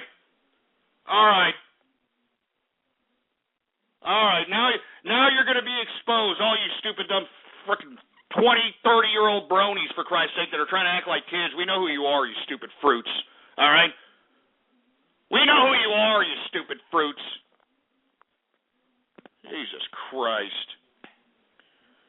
Anyway, and if you're a teenager, hey, I'm not talking to you, all right? You could still be a little I guess you could still be a little innocent fruit. But I'm talking about these fucking 21, 20, 30, 40-year-old idiots that are out here still doing this goddamn My Little Pony crap. And they're pretending. They're pretending to be teenagers. They're pretending. Now, why would they be pretending to be teenagers when they're actually 20-something, 30-something years old? Why? Huh? Why? You make the judgment. Jesus Christ. Anyway, I'm sorry we got off on that tirade about these freaking bronies, but, man, listen to these fruits. Listen to them call up, for Christ's sake. It's stupid. It's stupid. You stupid, fruity-ass people out there, for Christ's sake. Grow up, you stupid morons. All right? Let me tell you something. You idiot bronies wouldn't be bronies if your fucking parents would throw you out in the street and you had to go fend for your own meal, had to pay your own rent, had to pay for your own gas, had to pay for your own... I bet you money that you wouldn't be spending the amount of money at brony cons and brony crap and $285 body pillows of a freaking pony and a fucking bikini. You wouldn't be spending this crap. You wouldn't be spending $6,000 on a freaking pony plushie.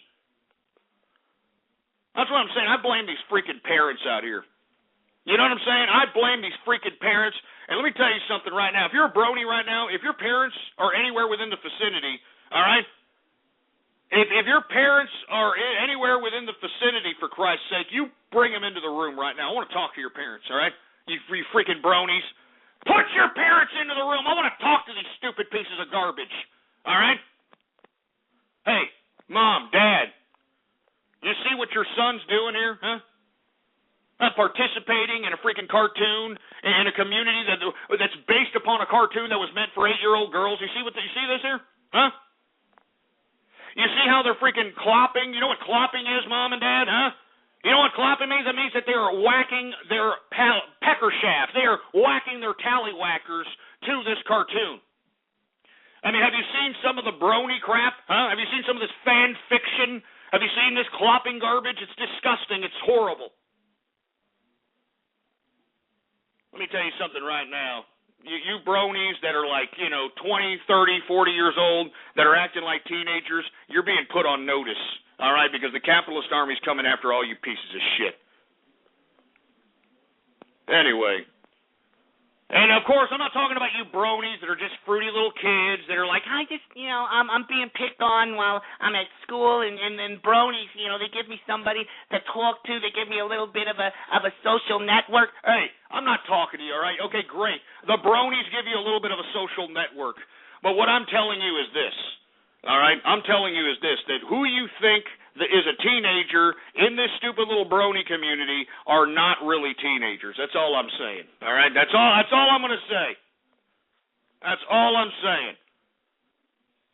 Anyway, let me continue on, for Christ's sake. All right? Jesus Christ, we got into freaking bronies and ponies. You people are ruining my Baller Friday, you freaking little bronies. You're ruining my Baller Friday. Jesus Christ. Anyway, did you hear that the United States is sending troops to Yemen? Huh? Yeah, I bet you didn't hear that on the mainstream media. Huh? United States troops are now in Yemen to guess what? Fight Al-Qaeda. Oh, isn't that great? Oh, that's just great. That's just great. That's great, isn't it? I mean, we've already sent in troops everywhere else. Why not send them into Yemen, right? That's just great. It's not like we're overextending our military or anything like that, Panetta. Jesus Christ. I mean, I can't believe this crap. You know what I mean? U.S. sends troops to Yemen, all right, to gain ground against Al-Qaeda. I mean, we're in Libya. We're talking about, extending that operation. I give up. I'm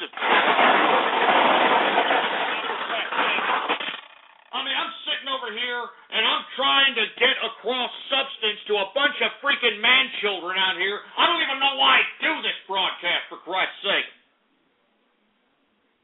I'm talking to a bunch of idiots that are sitting here and actually believing that this stupid My Little Pony cartoon is somewhat real or some crap. Jesus Christ. No, I'm not going to calm down. All you people that are in goddamn Twitter that are telling me to calm down, I'm not going to calm down. I've been dealing with this brony crap ever... Give me the mic. I've been dealing with this stupid, immature brony crap ever since the whole goddamn thing began. Ever since the whole goddamn thing began, these freaking bronies have been, a pimple on my ass that just won't go away. You know what I mean? And every time you lance that son of a bitch, it keeps coming back bigger and bigger, for Christ's sake. That's what the freaking bronies have been, all right? They're a pimple on the ass of life. And I have been putting up with it for too long, for Christ's sake. For too long. I mean, I'm sitting over here telling you about all this crap that's happening in the world, for Christ's sake. I mean, I just told you right now that the United States is sending troops to Yemen. It's not like we're overextending or anything, right? Yeah, right. Jesus Christ. Did you hear also that the United States and the African Union and some sort of international coalition are trying to hunt for, guess who? Joseph Kony. Oh, jeez. Damn it. I mean, do you see what I'm saying, man? I mean, oh, my God, this is so stupid. This is so stupid, man. Oh, Jesus Christ, this is so stupid. Oh. I mean, God damn it. I mean, is that all you have to do to start a war around here? Is to start fruiting up? Is that it? I mean, I've already done this once before, but Jesus Christ, I mean, does anybody realize that Jason Russell is an unadulterated fruit? I mean, this guy was queening out naked in the streets of San Diego under the influence of God knows what. And this guy, he decides to fruit up, make a freaking 30-minute documentary that was, a half-rate documentary, mind you, a stupid one. I mean, a freaking 12-year-old could have edited better and could have shot better footage, for Christ's sake. 30 minutes. And because he queens out, the United States is going out and conducting military theaters in Uganda because of this idiot Jason Russell. I mean, give me a break. I mean, is there anybody else as perturbed as I am about this whole goddamn Kony 2012 situation? I mean, give me a freaking break, man. I mean, I'm serious. I am genuinely serious when I say this. Is the only thing that you have to do to get the American military to implement a military theater is to fruit up? I mean, is that all you have to do is to fruit up? Jesus Christ. If that's the case, let's just go ahead. Hey, engineer, go on, put on some fruity music, for Christ's sake, all right? I mean, we're already fruiting up out here with these freaking bronies, smelling up the whole goddamn broadcast like dirty butt crack. Let's go ahead and fruit up, and maybe the United States government will actually implement military theaters where it's needed, where there's actually crimes against humanity, where it's justified, for Christ's sake. Jesus Christ. Do you have any music, engineer?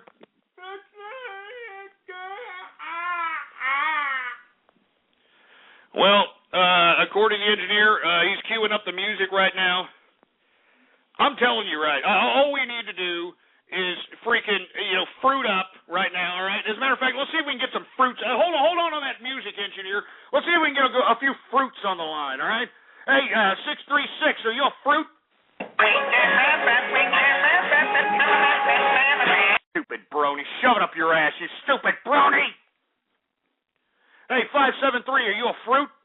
All right, here, throwing you on the horn. I'm a loving kind of friendship. God damn it, you bronies, I've already had enough with you, all right? I already had enough with you. You idiots have ruined Baller Friday. I don't want to hear another stupid little sound clip of you stupid bronies. I don't want to hear any more of you little stupid fruit bowl, little brony, little songs, little quid bits, none of that crap. We're looking for a fruit right now. 2, 3, 4, are you a fruit? That's right. Squeal like a pig, boy. Squeal. You son of a bitch. God damn it.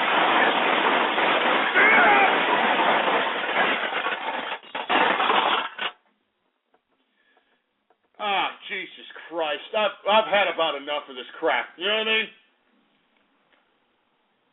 I've had about enough of this freaking crap, for Christ's sake, man. These freaking bronies, these trollsters, these goddamn cyber vermin. God.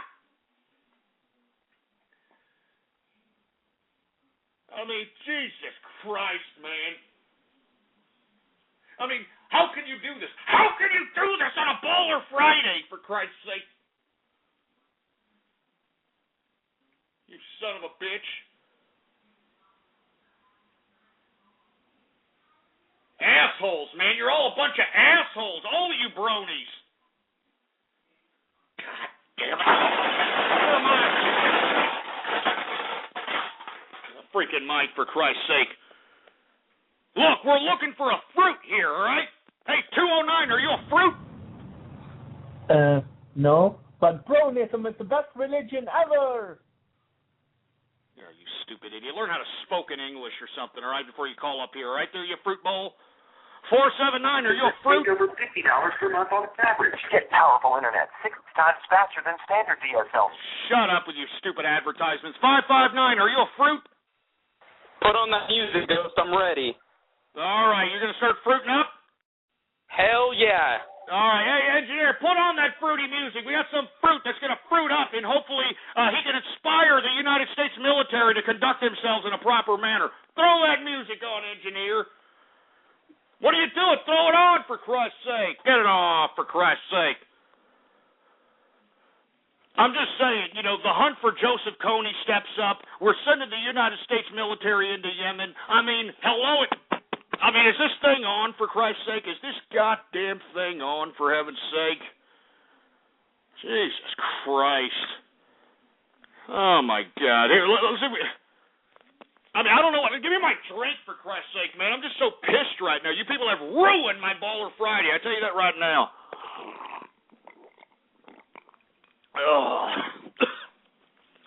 Oh, man, that almost went down the wrong tube there, man. I was chugging that Johnny Walker Blue Label because, man, look what I have to put up with here, man. Look at this. Look at these brony fruits. Oh, my God. I'm just pissed, man. Anyway, let's move on to another subject, all right? We were talking about how the United States is sending troops to Yemen as Al-Qaeda gains ground out there. We talked about how the United States is aiding the African Union in the hunt for Joseph Kony in Uganda. Let's talk a little bit about the Chinese, shall we? That's right. I want to talk a little bit about China because China has been in the news, and we've been talking about it as of late. China has been flexing nuts against the Philippines, of all countries, I mean, let's remember that the Philippines is barely struggling itself out of third world status, and I guess that the Chinese are, viewing the Philippines as a opportunity to flex nuts and to show their military might to the world without actually confronting a formidable adversary. That's my opinion. And the reason that they're flexing so much nuts against the Philippines is because China actually believes that all of the China Sea, the whole maritime real estate of the China Sea, belongs exclusively to the Chinese. This includes the same area of the China Sea that actually borders the Philippines. All right? And that's not a joke. They actually believe that they own that crap. China believes they own it. Even the damn water that borders the Philippines, they believe that they own it. And, of course, the Philippines are like, what the hell are you talking about? This water borders our land, our geopolitical area. How in the blue hell can you sit over here and make the suggestion that somehow this is your maritime property? And ever since then, there has been a standoff between the Chinese and the Philippines. All right. Recently, the Chinese have told any Chinese citizens within the Philippines that they are not safe within the country of the Philippines. They have put out an alert for their own citizens to get out of the Philippines because they are not safe. Now, what does that mean? Does that mean that the Chinese are preparing for a military action against the Philippines? And why would they do such a thing? I'll tell you why, all right? They're doing it because, inevitably, they want to show the international community that they are not a joke, that their military is for real, but at the same time, they don't want to test their military against a formidable adversary. All right? So this is what we have out here. We've got China flexing nuts because they want to show the world that they are now a military power, but they want to show it to somebody who isn't going to give them a fight. All right? So anyway, once again, China and the Philippines in a standoff over the goddamn China Sea. It's a shame that China can't pick on somebody its own size. It's got to pick on some third world nation, or I shouldn't call it third world. It's emerging out of the third world, the Philippines. But let me give you a little bit of insight on the Philippine mentality in its country, all right? In the Philippines, if you happen to be an owner of a piece of property that is vacant, all right, that is vacant, squatters, homeless people, they can actually go up into your property, set up shop out there, just live there, and you actually have to go to the government and, have them wait for about 6 months to a year to get them off of your property because that's their way of solving homelessness. Huh? Isn't that great that you cannot legally kick these people off? You can't run the squatters off of your property in the Philippines. If you leave it vacant and squatters get on it, it's theirs for at least a year. Huh? I mean, what kind of a freaking third world nation is that? That's what I'm telling you. This is what China is flexing its nuts at. I mean, give me a break. I mean, this is what China is flexing its nuts at, for Christ's sake. Jesus Christ, man. Anyway, 646-652-4869. Before we take any more calls here, every time we make any kind of criticism of the Chinese government, we have to give a rebuttal by the representative or a representative of the Chinese government because, believe it or not, True Capitalist Radio is broadcasted within the borders of China. And as a prerequisite to being broadcasted in China, any criticism that we give China, we have to give a rebuttal by a representative of the communist government. So, yeah, I hate to bring this guy on. Without any further ado, is he on, engineer? Is he on the horn? All right, well, without any further ado, oh, Jesus Christ. Mr. Fortune Cookie, are you there, sir? Oh. You see, you motherfucker out there in the Philippines don't know what you're getting yourself into, motherfucker. You motherfucker aren't even Asian, you people in the Philippines. You're not even Asian, motherfucker. You people are Spanish. You Mexican, motherfucker. We should go down to Philippines right now and start dropping burritos from the sky, motherfucker. That's right. We don't appreciate you Filipino out there taking our China Sea. We don't appreciate you Filipino sitting there and talking garbage to communist government of China. We don't appreciate you Filipino doing that kind of crap. And we wanted all of you Filipino. That's right. We wanted all of you motherfucker. You better sit there and bow down to the communist government of China. And you better realize that the China Sea belongs to us. The China Sea belongs to us, motherfucker. And all you motherfucker from the international community that think that you are going to intervene in this situation, you better back the fuck up before you get smacked the fuck up, motherfucker. You come over here and you interfere in communist government of China business, you'll be sorry. You'll be very, very sorry. And all you motherfucker that sit here talk about communist government of China, we make sure to take a list of all you motherfucker, especially you stupid motherfucker in America. We own you people.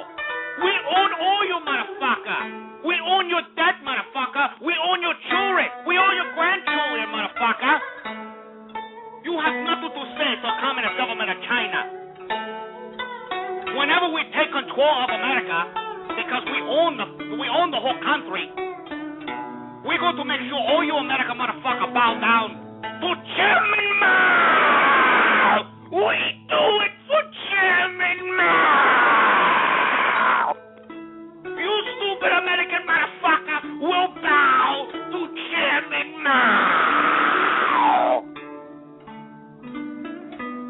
You American motherfucker will bow to Chairman Mao. I'm warning you, motherfucker. I'm telling all of you people, you stay out of South China Sea. You stay out of South China Sea, or we're going to make sure we deal with you motherfucker properly. Oh, no. Oh, no, my stomach hurts. You motherfucker. Oh, no, my stomach.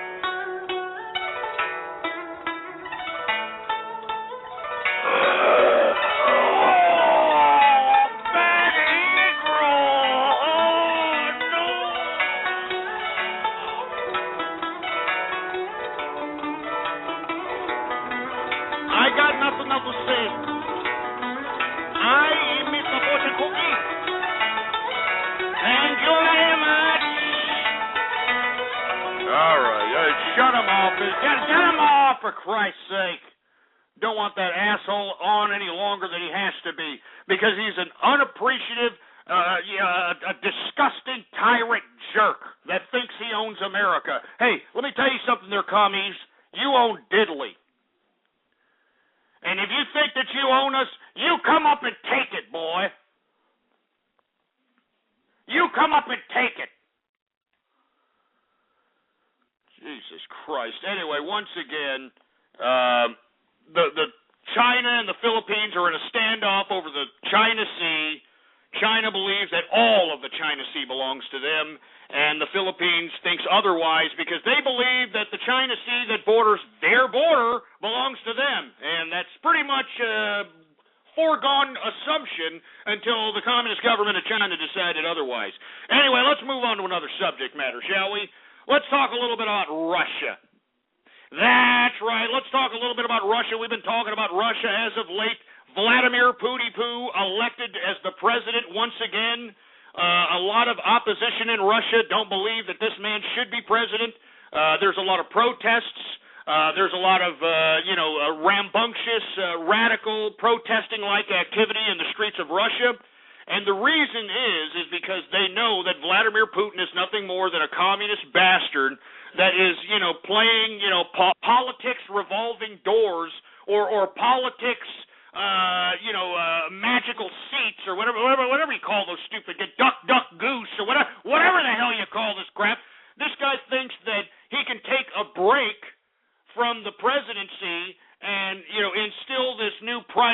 position. Meanwhile, he gets his lackey, Medvedev, to be the president when we all know that Medvedev doesn't have his own brain, for Christ's sake. You know it and I know it. He's Vladimir's bitch, all right?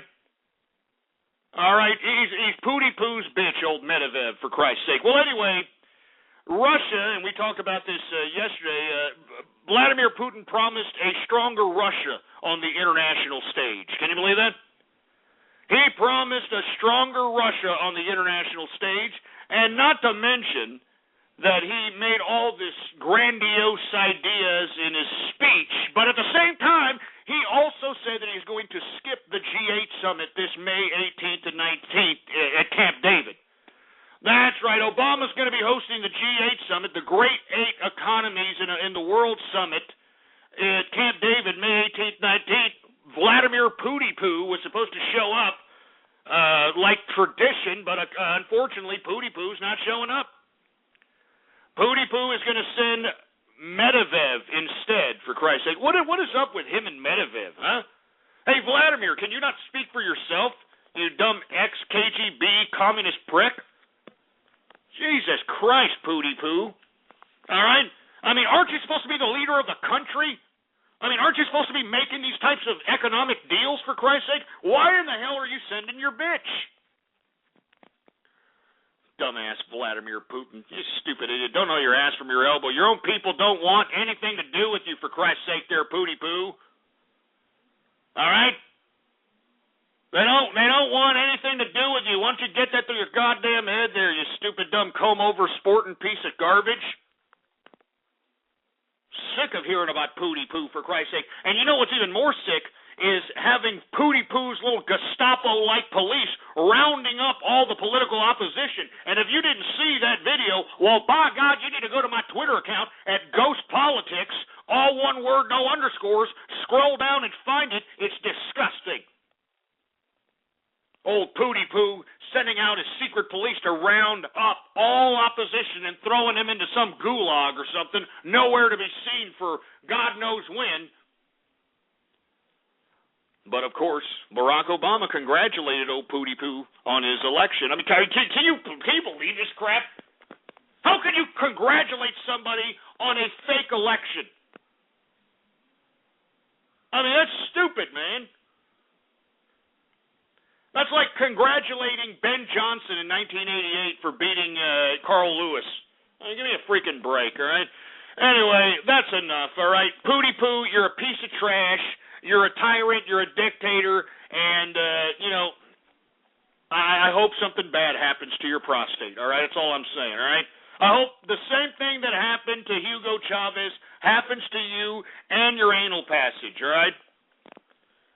Jesus Christ. Anyway, let me get through these last couple of subjects, and then I want to take your calls here, all right?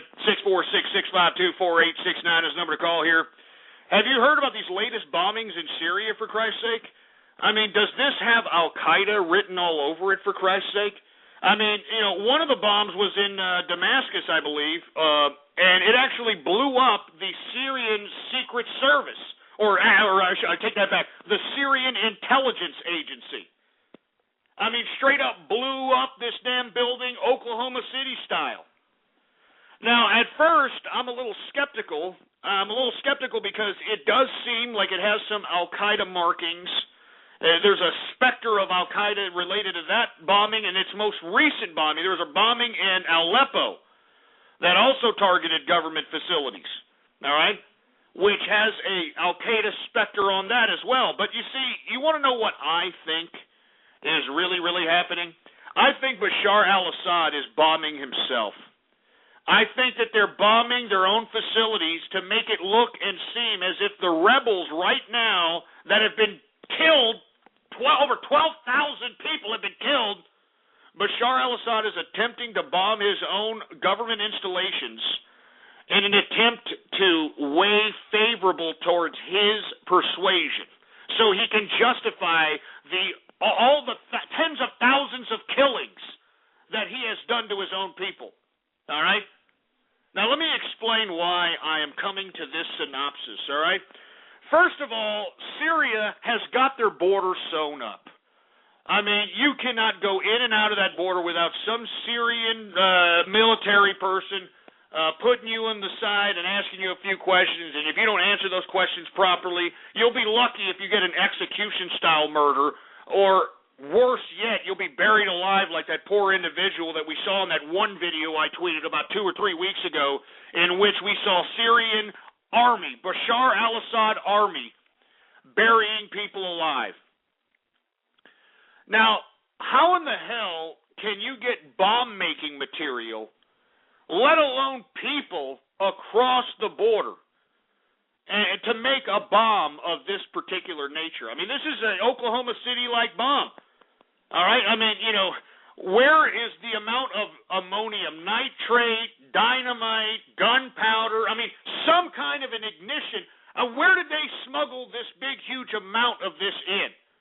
The border is sewn up in Syria, man. As a matter of fact, the border is so sewn up that the border between Syria and Turkey is getting a little testy. Turkey doesn't really appreciate so much Syrian Bashar al-Assad army presence around the Turkey-Syrian border, to the point where Turkey has thrown a couple of mortar shells out there towards the Syrian border, for Christ's sake. I mean, it's not a joke. So you mean to tell me that this border is so sewn up? And let me tell you, the reason that so many people have died in Syria, because they are unarmed. They are unarmed, for Christ's sake. The only reason that they're armed now is because factions of Bashar al-Assad's army has actually defected. And they've brought weapons, and not to mention all the other soldiers that they have, killed in an ambush. They've taken their weapons. That's the only way they've been able to rifle themselves and arm themselves. I mean, why do you think so many people have been dying, man? These people are not armed. And you mean to tell me that somehow these people, even though they can't smuggle in armaments, guns, ammo, that they somehow smuggled in like some freaking humongous hundreds of pounds of ammonium nitrate or some freaking gunpowder, dynamite? Bull crap. Bull crap, all right? Bashar al-Assad bombed himself, and the reason he's bombing his own government facilities so he can put a new face on what the hell he's doing. He can justify what the hell he's doing by saying, oh, you see, I had to do it because of Al-Qaeda. Al-Qaeda was the one that is doing it. I had to do it because of Al-Qaeda. Look, they are bombing the government buildings. It is Al-Qaeda. I'm not joking, man. I mean, this is why he's doing this. This is why we're seeing these Spectre Al-Qaeda-like bombs that are happening on Syrian government facilities. I'm saying that Bashar al-Assad is bombing himself, and he's a piece of crap for doing it because, I mean, come on. Anybody who's observing the Syrian situation knows that this is a bunch of horse crap. Jesus Christ. And last but not least, let's move on to the next subject matter. Afghan soldier who was supposed to be fighting on the side with the United States, a uniformed Afghan soldier turns the gun on the United States serviceman, starts unloading, kills one. I don't know how many else are wounded. But once again, I mean, this is a happenstance in Afghanistan. And, of course, we've abandoned ship on Iraq, which is turning into a humongous, disgusting Civil War powder keg. And we decided to put more military assets and money into Afghanistan. And I don't see why. I don't see why we're spending more money in Afghanistan, for Christ's sake. I mean, these people are not going to modernize. They don't want to build or help build their own facilities, their own infrastructure. They want to stay in the prehistoric the 1400s. You know, they want to live back in this prehistoric time, and there's nothing we can do about it. You know what I'm saying? Now, I understand that we have to continue to do these kinds of bombings in the Waziristan area in an attempt to get some of the what is now known of as the Al-Haqqani network. And believe it or not, Hillary Clinton and Barack Obama are trying to label the Al-Haqqani network as an actual terrorist group, given the fact that Al-Haqqani just basically formulated itself about 3, 4, 5 weeks ago? Anyway, I understand that, but why are we in Afghanistan, for Christ's sake? Why are we in Afghanistan? It doesn't make any sense. It's a dirt hole. These people don't want to modernize, man. I mean, We can't even educate our own people in America, all right? And you mean to tell me that we're going to take people that are in some prehistoric 1300 mentality and we're going to, somehow modernize their infrastructure and educate these people to participate in the first world? Bullshit. All right? Give me a break. I mean, and this is why we have this situation out here. Afghan uniformed soldiers turning the gun on their U.S. servicemen that are training them for, I don't know, I guess a jihad. They're doing it for a jihad. They're doing it for a jihad. Jesus Christ, isn't that great? That's just great. Anyway, I've had about enough. Let's move on to something else, for Christ's sake. I mean, it's not like you people are listening to the world events out here. It's not like you're absorbing the commentary that I am projecting on this broadcast. I'm sitting here, I'm enlightening you, I'm informing you. I mean, I'm shooting pearls to you people. And are you listening? Are you gathering up all the information that I'm giving out on this broadcast and contemplating it, sparking synapses in your brain, critically thinking about it? Absolutely not. Anyway, I want to talk a little bit about this liberal weenie called Alan Colmes, all right? That's right. I want to talk a little bit about Alan Colmes because recently, Alan Colmes says, well, not recently, about a couple of years ago, he got kicked off of the proverbial Hannity and Colmes because that's where he was known for. He was known for being the left-wing liberal in the duo of Hannity and Colmes. And then when Sean Hannity realized that he was the talent, he kicked, Alan Colmes aside. And, of course, given that ferret-looking ugly face of Alan Colmes, he couldn't get himself a TV job anywhere, let alone become an analyst of anything, because he's nothing more than a freaking propagandist and a leftist apologist and a complete and utter propagandist, in my personal opinion. They gave him a radio spot on Fox, because I'm sure they still have him for under contract. You know, I'm sure that he was able to negotiate himself a decent long-term deal, and they got to make Alan Colmes do something. Now, believe it or not, back in the 80s, all right, Alan Colmes used to be a shock jock. Yeah, he used to want to be a Howard Stern wannabe, man. He was a shock jock. He was out there, yeah, look at me, I'm Alan Colmes, I'm trying to be like Howard Stern. Look at me. He was nothing like he is today. Nothing. He was not a liberal pundit. He was not somebody that gave anybody any type of political commentary. He was merely a shock jock, all right? Well, after being a shock jock in the 80s, that's when he hooked up with Hannity and then became a political pundit in the 90s, and that extended into the 2000s, and he stopped doing radio. He stopped doing radio, for Christ's sake, all right? Now, let me explain where I'm going here, okay? In the 80s, unbeknownst to me, because I wasn't an Alan Colmes fan in the 80s, all right? Allegedly, Alan Colmes did something that was called radio graffiti. That was something similar, but not exactly like what I do on this broadcast, all right? Now, he took a break from doing that in the 80s and decided to become some legitimate political pundit and actually go out there and give people his opinion about his liberal weenie opinion of sorts, all right? And he didn't do that radio graffiti anymore. I'll tell you where I first heard about radio graffiti. I first heard about it on a broadcast in Texas, in Austin, Texas, in which a DJ had actually hooked up a segment of a broadcast. I believe the broadcast was it was an evening broadcast, like 7 to 10 or something. And the last hour, they would do this thing called radio graffiti. All right? Now, that's when I first heard about it. And then when I heard that Alan Colmes was doing this again, and he's done this, he just started doing this as recently as 2011, all right? All of a sudden, he's doing it once again. I mean, why is he doing radio graffiti again? You're not a shock jock, Alan. You're supposed to be a political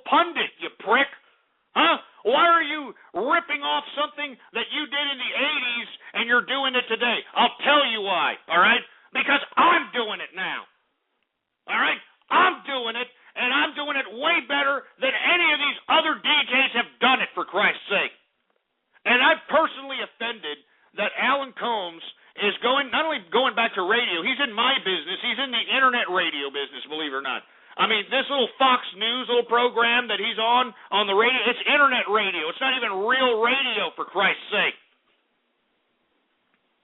It's not even real radio.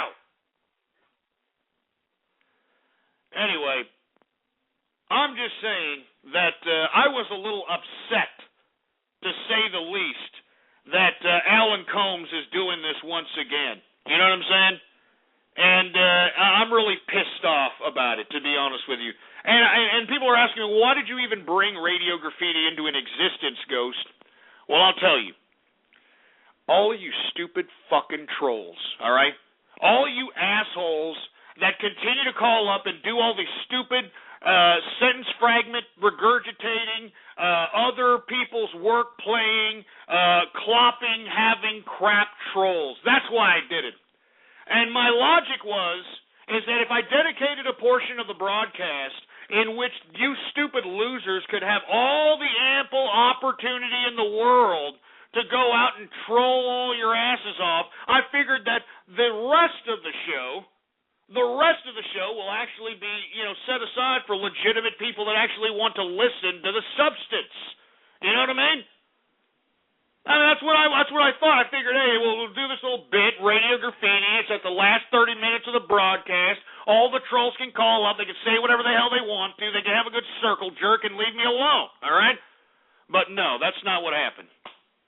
That's not what happened. As you can tell, folks, no matter what call I take, no matter what time of the broadcast I take it, these idiots just don't stop. All right? These idiots just don't stop. All right? So anyway, that's the story of Radio Graffiti. This was a new phenomenon. It's not something I've been doing for the past 4 years. I mean, I started doing this at the beginning or a little after I started True Capitalist Radio, and the reason was because I got all these freaking trolls, man. I got all these freaking trolls, for Christ's sake, man, and it pisses me off. I mean, I figured that you idiots would have the common courtesy to at least wait to the final 30 minutes for you to act like a bunch of troll, obnoxious jerk-offs, but I was wrong. So anyway, I was a little upset, to say the least, that Alan Combs is doing this once again, and I just want to say that Alan Combs did get doxxed by somebody from the Capitalist Army, I don't know who, and was called and confronted about the situation at hand. And when confronted and asked about how he got the idea again for Radio Graffiti and if he heard about the Capitalist Army, this guy was completely coy and did not know and pretended to not know what the hell we're talking about. And that's the truth, for Christ's sake. That's the honest truth. So, hey, Alan Combs, all right? Look, if you want to be a political pundit, then be a political pundit, all right? But don't come in here and try to be a shock jock once again because you were trying to be Howard Stern in the 80s, for Christ's sake. Just go out and spew out your liberal crap, all right, all that liberal, weenie, bedwetting, long-haired hippie garbage that I know you don't believe in. You're just saying it because it gets you paid now, Alan. I know it, and anybody who listens to your goddamn broadcast knows it too. I mean, you know, we could tell in the cadence in your voice that you don't believe the garbage you say. So anyway, just stick to being a political pundit, you piece of crap, all right? Just stick to being a political pundit and being called in as some kind of a voice to talk on the television about gay marriage or about a given liberal issue, and that's all there is to it, all right? Jesus Christ. Anyway, that's enough. Anyway, let's move on to another subject matter. Alan Combs, stay a damn liberal and stop trying to do my thing. You do your thing. Stop trying to do my thing, baby. Anyway, let's talk about this New Jersey test. Have you heard about this New Jersey statewide test that actually has a question that was created by the state of New Jersey that asked third graders to reveal a secret? Can you believe that? This is a question on a test. Huh? I mean, can you get any more Big Brother Orwellian, for Christ's sake? Huh? A third-grade test, an actual New Jersey standardized state-supplied test. One of the questions is, tell a secret, reveal a secret. What is this crap? What is this garbage, for Christ's sake? Can somebody explain this to me? I mean, how Orwellian is this? I mean, a third-grade test, asking these third graders to reveal a secret. Huh? I mean, if you don't think that we're living in totalitarianism now, I don't know what the hell's going to convince you otherwise. I mean, they're molesting children before you get on freaking planes. I mean, the TSA's headed towards the freaking the highways now. They got spot checkpoints where pigs can pull you out of the car and frisk you and do the same damn thing. You got these coppers now that can draw blood from your body unwillingly, just based upon a hunch now. I mean, I don't know what it's going to take for you people to realize that, hey, idiots, put down the goddamn entitlement check and realize that you are selling yourself. You're selling your children, your great-great-great-great-grandchildren's soul to this bureaucratic government. And it makes me sick to my stomach that you people can sit here and think that it's a great day in Mr. Rogers' neighborhood out here. You bronies can completely blind your periphery and recognize that you actually have to understand the problems around you, that you have to be concerned about things around you instead of living in some man-child, little stupid, dumbass la-la land. I mean, you have to have an element of responsibility, you stupid, dumbass, man-child prick. That's right. New Jersey tests ask third graders to reveal a secret. Isn't that great? Thanks. Yeah. Yes, we can, baby. Yes, we can, right? Give me a freaking break. Anyway, last but not least, I want to talk a little bit about the police. That's right. I want to talk a little bit about the police because I'm sick and tired of the police pulling at the heartstrings of the public as if, oh, you don't know what it's like to be a cop. No, I know exactly what it's like to be a cop. We see all your police brutality, your abuse of authority, your sanctioned thuggery all over the internet, all on the clips of YouTube. We see it everywhere, for Christ's sake. And you know what makes me sick is that the police aren't serving and protecting. They're tax collecting. They're always the last one on the scene when a crime has already been committed, you know? And you know what makes me sick is that these goddamn cops, they just stand around. You know, there's a body with a freaking with a yellow blanket over it, for Christ's sake. They're standing around talking to each other, eating Dunkin' Donuts, for Christ's sake. You know what I mean? I mean, give me a break. The reason I'm pissed off about the cops is because, first of all, not only are they not serving and protecting, not only are they meeting quotas as it relates to their tickets so they can fund their overtime, but did you all see the latest clip that I tweeted about police brutality? About a homeless man in Fullerton, California, who was literally killed, was beaten to death by officers in Fullerton, California. All right? Now, if you observe the clip, I don't see the justification for the type of brutality that was implemented on this poor man out of Fullerton, California. And if you view that clip, and if you haven't seen it, by God, go to my Twitter account, Ghost Politics, all one word, no underscores. I mean, in the beginning of the video, you saw an element of gratification. You know, an element of gratification like sadists enjoying inflicting pain upon somebody who is begging to stop, help, I can't breathe. And as other cops arrived on the scene, they started crowding. You know, the thing to do as a copper is they all crowd against each other. They act like a freaking shield, and they all give each other a shield from any kind of cameras that may be looking their way, a shield from any kind of witnesses that may be looking their way. It's like a huddle. They huddle up against somebody, and they kick the living bejesus out of them. All right? They kick the living bejesus out of him. They take a couple of freaking batons to the head. You know, I mean, did you see this poor man struggling? They had a knee in his back. They had a knee in his throat, or on his neck, for Christ's sake. Kelly Thomas is the guy's name. Kelly Thomas. So here's a homeless man, all right? Big deal. I mean, if you ever come to Austin, Texas, there are so many homeless people out here, it's disgusting. But you know what? It's not because we have a poor situation in Austin. It's because all the homeless people all across America know to come here to Austin, Texas, because we have a median income of $80,000 a year. I mean, the money's here, baby.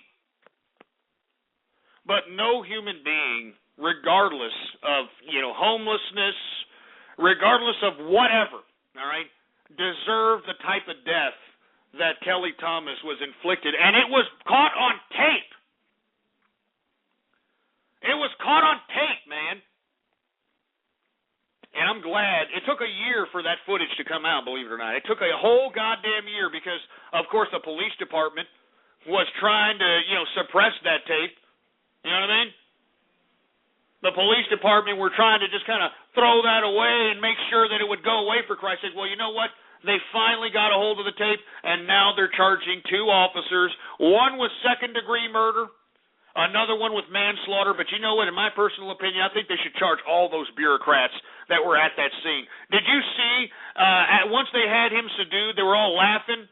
They were all laughing. At 12 minutes into the damn tape, they were laughing. They're like, you're struggling there. Like a typical freaking bureaucrat.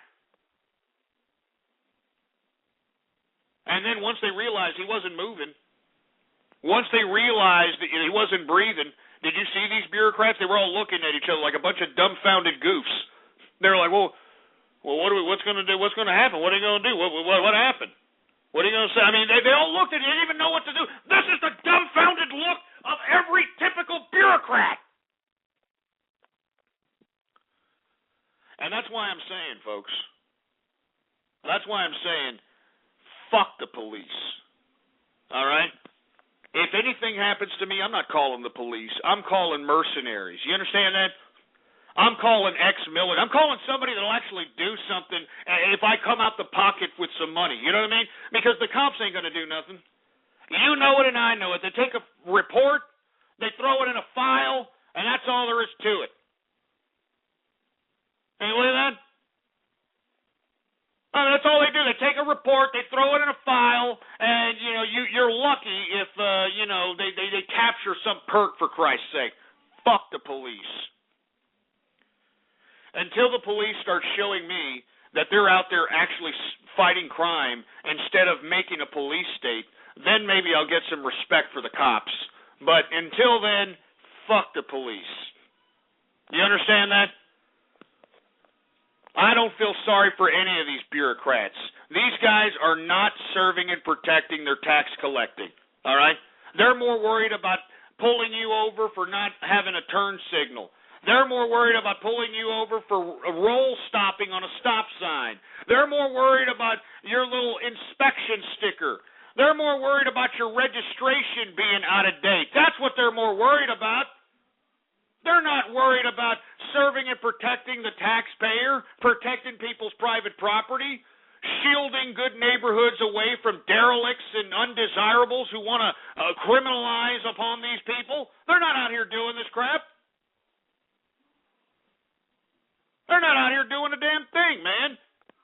I mean, haven't you noticed that in every municipal metropolis in America, cops are being hired in abundance? There's a cop on every freaking corner in metropolises all across America, and yet the more and more cops these metropolises and these municipal cities hire, the higher and higher crime goes.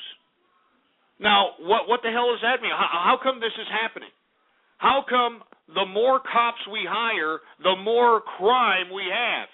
Because the cops ain't doing a goddamn thing. That's why. That's why the cops ain't doing a goddamn thing. So until the cops start going out there and busting the gang members, start busting these goddamn burglars, start busting these armed robbers, start busting these damn child molesters, then maybe I'll go ahead and, say, oh, well, the cops deserve my respect. But until then, the cops deserve no respect. You want to know why? Because we're paying for them, the taxpayer's paying for them, and whenever you get stopped by a cop and the cop realizes that you have no record, This happens to me. I don't get stopped that often, but when I do, it seems as if these cops, they look up my name, they realize I have no freaking criminal record, and they try everything within their power to try to look for some kind of a case that they can throw upon me. I mean, anything. They try to look for any kind of a case that they could throw on me, even though they can't. So, I'm just saying, fuck the police, all right? Anyway, that's about it. Enough of all this talk about, the world and this and that, because you idiots don't care anyway. You know what I mean? You stupid, overgrown, brony man-children care more about radiography than anything else. And to be completely honest with you, I don't even want to do a whole goddamn segment of Radio Graffiti. So I'm only going to do a few minutes of it because you people have pissed me off today. You have ruined my Baller Friday. You all have ruined my goddamn Baller Friday. So that's it. I'm only going to do a couple of Radio Graffitis, and I'm getting the hell out of here. And if you don't know what it is, all right? If you don't know what Radio Graffiti is, it's your part of the broadcast for you to interact, all right? It's a part of the broadcast where the spectators become a part of the spectacle. All you have to do is give me a call right now at 646-652-4869, and when I call on your area code or on your Skype name, you will have exactly 3 to 4 seconds to say whatever it is that's on your mind, all right? And when I call on you, you better be ready. Don't be a Helen Keller deaf mute, you piece of crap. That's actually become an acronym, believe it or not. It's actually become text speak, HKDM, Helen Keller Deaf Mute. Believe it or not, I've seen it myself. Anyway, let's take it from the top. 646-652-4869, 724 Radio Graffiti.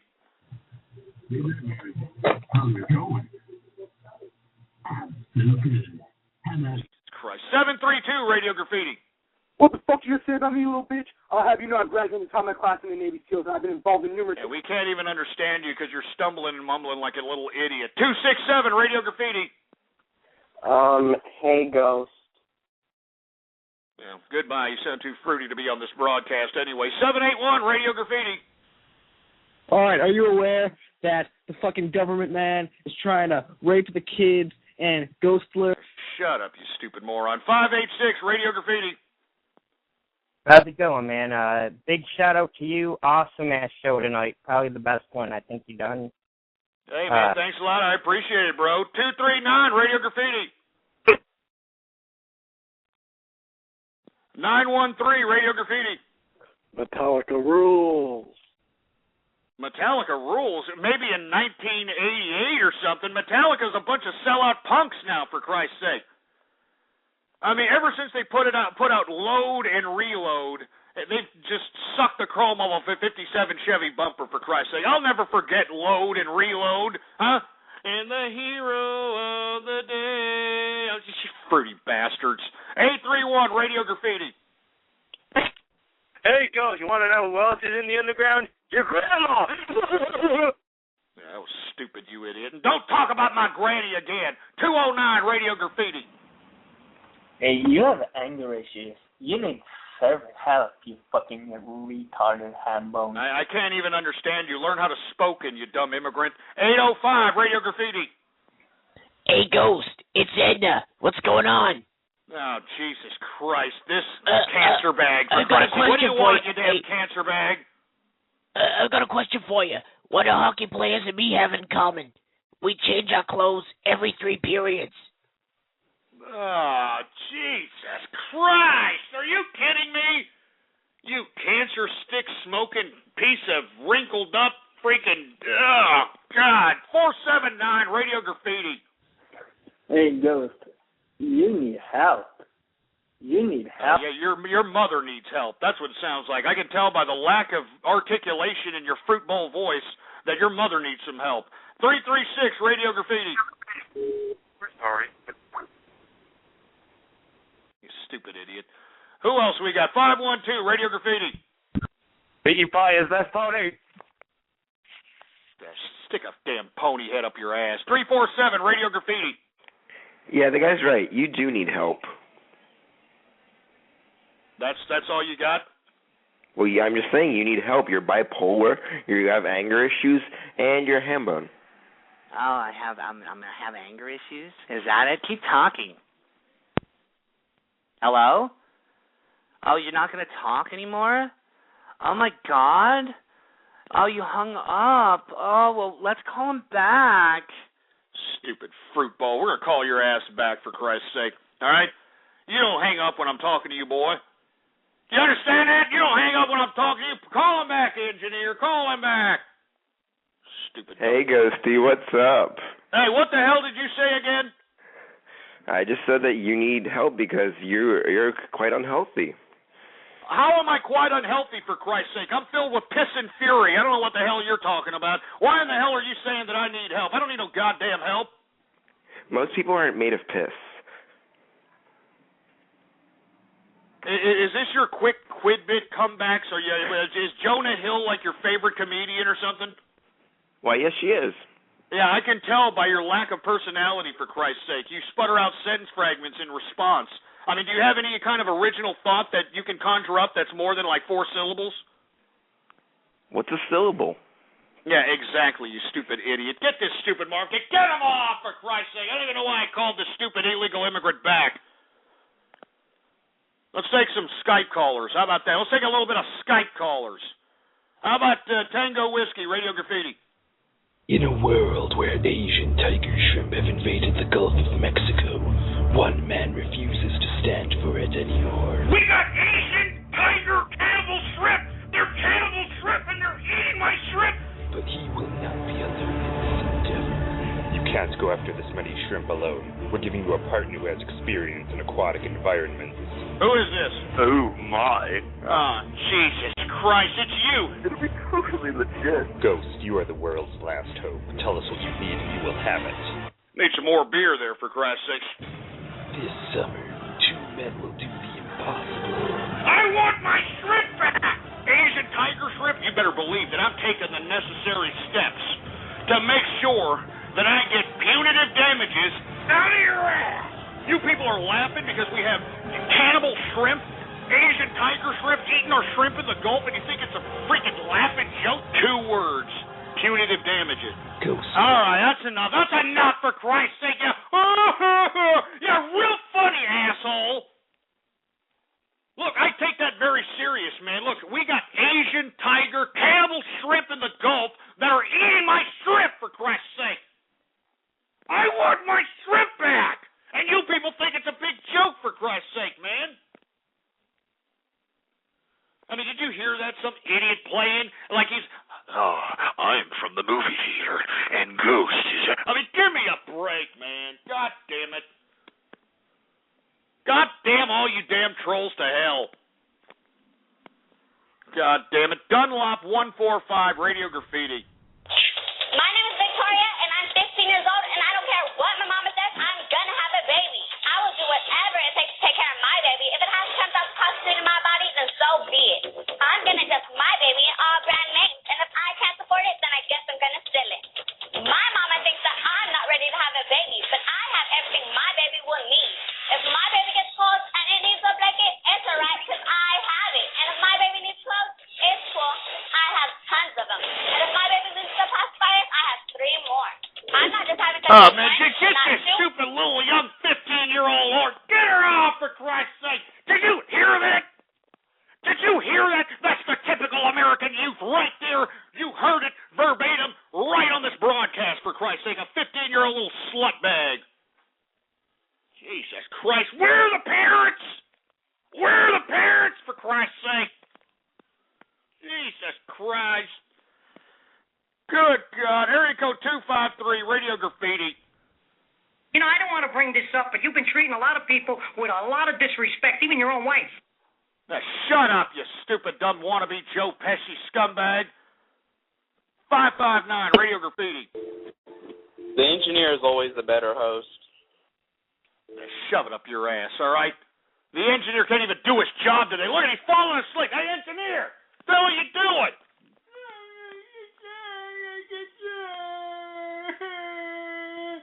Oh, Jesus Christ. Just sit there and shut up. 661 Radio Graffiti. My Little Pony's awesome, Eminem's awesome, and you're a racist lizard. Yeah, shut up, you stupid brony, all right? Go fruit off with your other bronies in Clopperville, all right? How about 734 Radio Graffiti? Naked on the bed, eating a slice of pie, rainbows to the blue and twilight. Christ, do you hear this fruit? God damn it! Freaking bronies, for Christ's sake, man! Jesus Christ, 978 Radio Graffiti. Hey, awesome show today, Ghost. You made some great points. Enjoy your weekend. Hey, man, thanks a lot. I appreciate it. Who else we got here? We got 636 Radio Graffiti. Oh, they start clopping the My Little Pony. Clop, clop, clop, clop, clop, clop, clop, clop, clop. Get that crap. Get it off, engineer. God damn it. Jesus Christ, these freaking bronies, for Christ's sake. 720 Radio Graffiti. Rarity's best boy, you fat fucking ham bone, yeah! Shut up, you stupid bro. How many bronies are out here, for Christ's sake, man? How many bronies, man? Jesus Christ, man. El Foxo Loco, Radio Graffiti. I blacked out behind the wheel and killed my best friend. I woke up and realized I'd urinated on my wife. Oh, that bitch was mad. Drinking is always a lot of fun, but sometimes we all need to stop for a while. But you don't want to quit because you'll miss the buzz. Smokers have the tobacco patch. Now try the Alco Patch. It's the same refreshing feeling of your favorite drink, but delivered transdermally and discreetly. Pick up the Alco Patch at your local pharmacy. Yeah, you know what? Shut it. Get him off, engineer. Yeah, real funny, El Foxo. I'm not an alcoholic, you sons of bitches, all right? I'm a connoisseur. All right, there's a big difference right there. I actually appreciate the nuances of different spirits and libations. All right, I'm not out here drinking the same Kentucky Fried Chicken piss every single night, for Christ's sake, all right? I'm a connoisseur, all right? I appreciate what's going on, you stupid fruit bowl. Jesus Christ. Who else do we got going on, for Christ's sake, man? God damn it. Hey, I think it's about time to have everybody's favorite part of the broadcast. Is this Karaskin? Hey, Karaskin, is that you? Hello? I guess it ain't Karaskin. Never mind. How about, hey, Karaskin, you there? Yeah, I'm here. All right, hey, what's going on? Hey, it's a Baller Friday, and we got Ask Karaskin in the house. What's going on, Karaskin, man? How you been? Nothing much, man. How about you? Not too bad, man. Just been sitting here chilling like a villain, man. Been keeping up with these goddamn trolls, for Christ's sake, man. Oh, by the way, I have a better name for that dumbass blonde Pooty Poo. Oh yeah? What's a better name for Pooty Poo? Poopy Poo. Poopy Poo. Get it? Yeah, I get it. hey, what's another name for his butt buddy, Medvedev? What's a name for Medvedev? I'm not sure. How about Sketty Bed? Or, you know what, I'm not too good with puns with that name, but I'm trying to think of something here. All right, no problem there, Ask Karaskin. Hey, everybody, it's another edition of Ask Karaskin. We're going to take a couple of calls here. Ask Karaskin anything you want right here, right now, when I call on your number, all right? You ready to answer some questions there, Karaskin? Bring it on. All right, bring it on a Bowler Friday. We got 936, Ask Karaskin. Hey, Karaskin, do you think, I would say that Ghost isn't atheist, but do you think he might be agnostic? Is that... What? Wait, what? You're telling him that he's agnostic or something?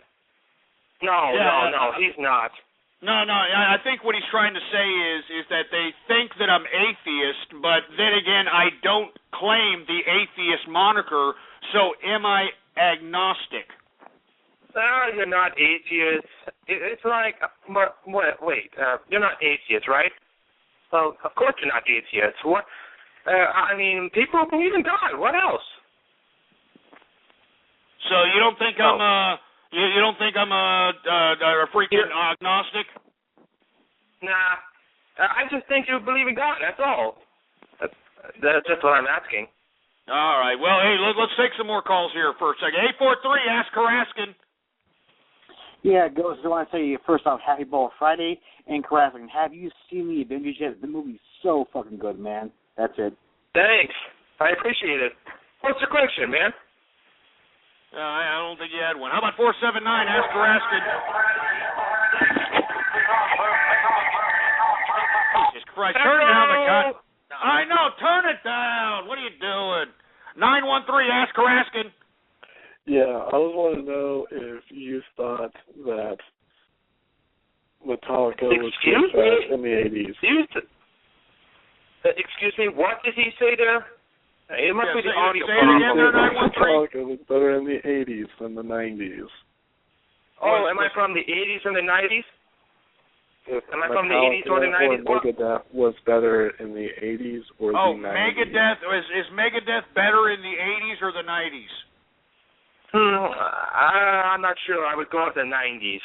I would have to say early 90s when Marty Freeman came in and actually started playing some guitar, even though he's a fruit. How about 586, ask Karaskin? First of all, Happy Ball Friday, and Karaskin, what was your favorite game of the 80s? What's my favorite thing from the 80s? Oh, this is an easy question. I would say that my favorite part of the 80s is the Saturday morning cartoons. When I was a little kid, when I was a little kid, I used to watch Teenage Mutant Ninja Turtles. Teenage Mutant Ninja Turtles. Cowabunga, dude! Rogers, boys! I know, man. Major shell shock, huh? Oh, both ages. Oh, man, that felt good. Yeah, right? Man. Anyway, hey, Karaskin. Oh, Jesus Christ. Uh-oh, my mic's going out, Karaskin. No. I am so sorry to hear Come on. Hey, Karaskin, can you host the show for about 2 minutes? Oh, boy. Just host the show. Start talking about something, all right? Oh, okay. Can you hold on? No. Just go ahead, Karaskin. Come on, host the show for 2 minutes. I need you, man. I need you here. My mic's going out. All right, okay. I'll think of something to entertain the people. Yeah, sing a song right now. How about sing a song? Here, one more time. Old MacDonald had a farm. E-I-E-I-O. There you go. I'll be right back. I'm gonna switch mics. Go ahead. And on that farm, he had a cow. E-I-E-I-O.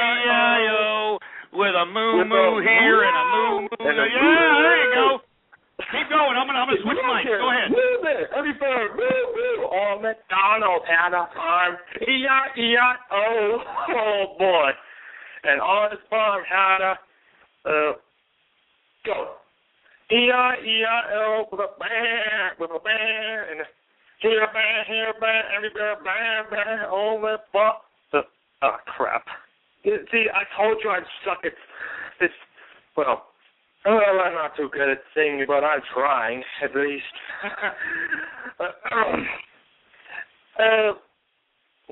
Oh, boy. What am I supposed to say now? Think of something, Eugene. Think of something, Conrad. Think of something. Oh, God, think. Oh, girls are changing the mics right now, and I have no idea what to do.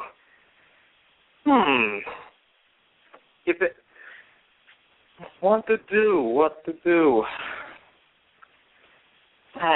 Okay, I'll try to sing another song for the time being. I'm good at singing. Oh, boy, I really screwed up. Look at the people on Twitter. They are like, oh, boy, they are. He's really nervous. Oh, boy, I'm real nervous. And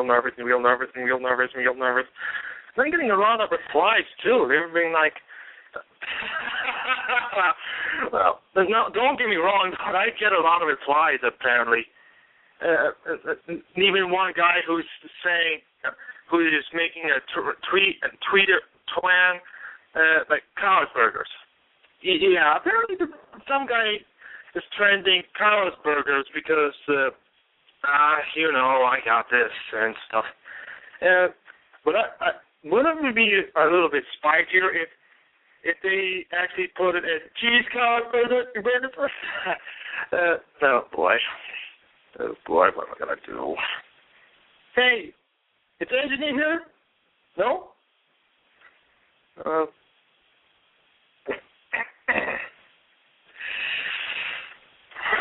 Oh boy. And I see Diary of Blue Labor saying while replying that oh boy, he's trying to make up a parody that Ghost made an introduction line. Apparently okay, gotta think of something. Oh boy, this is really nervous. This is really, really awkward here. I have no idea what to say. If there is an existing song, I would be like singing to it. Unfortunately, I'm not too good at singing, but but yeah, I do have something to say, but yeah. If you like, okay. I'm back, Karaskin. I'm back. Are you there? Yeah, I'm a little bit nervous, and it was kind of awkward that I had to do it myself while you have those switch mics. Oh man, I'm sorry about that, man. You should have talked about rabbits or something. You should have talked about some rabbits.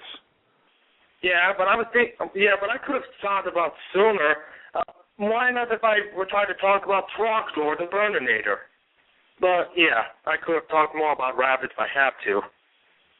But yeah, I hear anyway. you. Anyway, hey, Karaskin, man, we're going to end the segment here. Do you want to give any shout-outs to anybody? Well, I'm thinking of giving a shout-out to you and Engineer, just because I like you guys. You guys are doing a great job at hosting a show. All right, man. Hey, thanks a lot, Karaskin, and I appreciate you covering for me since I had this microphone malfunction. So, once again, we just finished another edition of Ask Karaskin. We've got 3 minutes left in the live broadcast. We're going to extend it a little bit into after the show, Radio Graffiti, and then we're ending the show on this Baller Friday, baby. Even though you idiot bronies have ruined my goddamn Baller Friday, you milky lickers. Anyway, let's take it from the top here. We got 574 Radio Graffiti.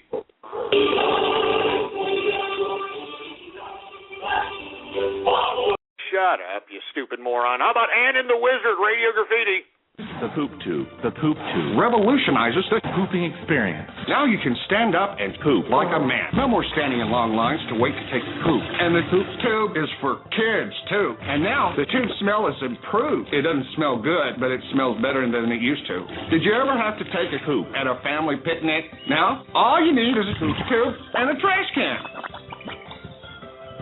Oh, my God. Are you kidding me? I mean, is this an actual product? I mean, is this an actual product, for heaven's sake? I mean, Jesus Christ. The Poop Tube, that's just great, isn't it? Jesus Christ. How about Nee Slappington, Radio Graffiti? Engineer, you're in hot water with me. Oh, my.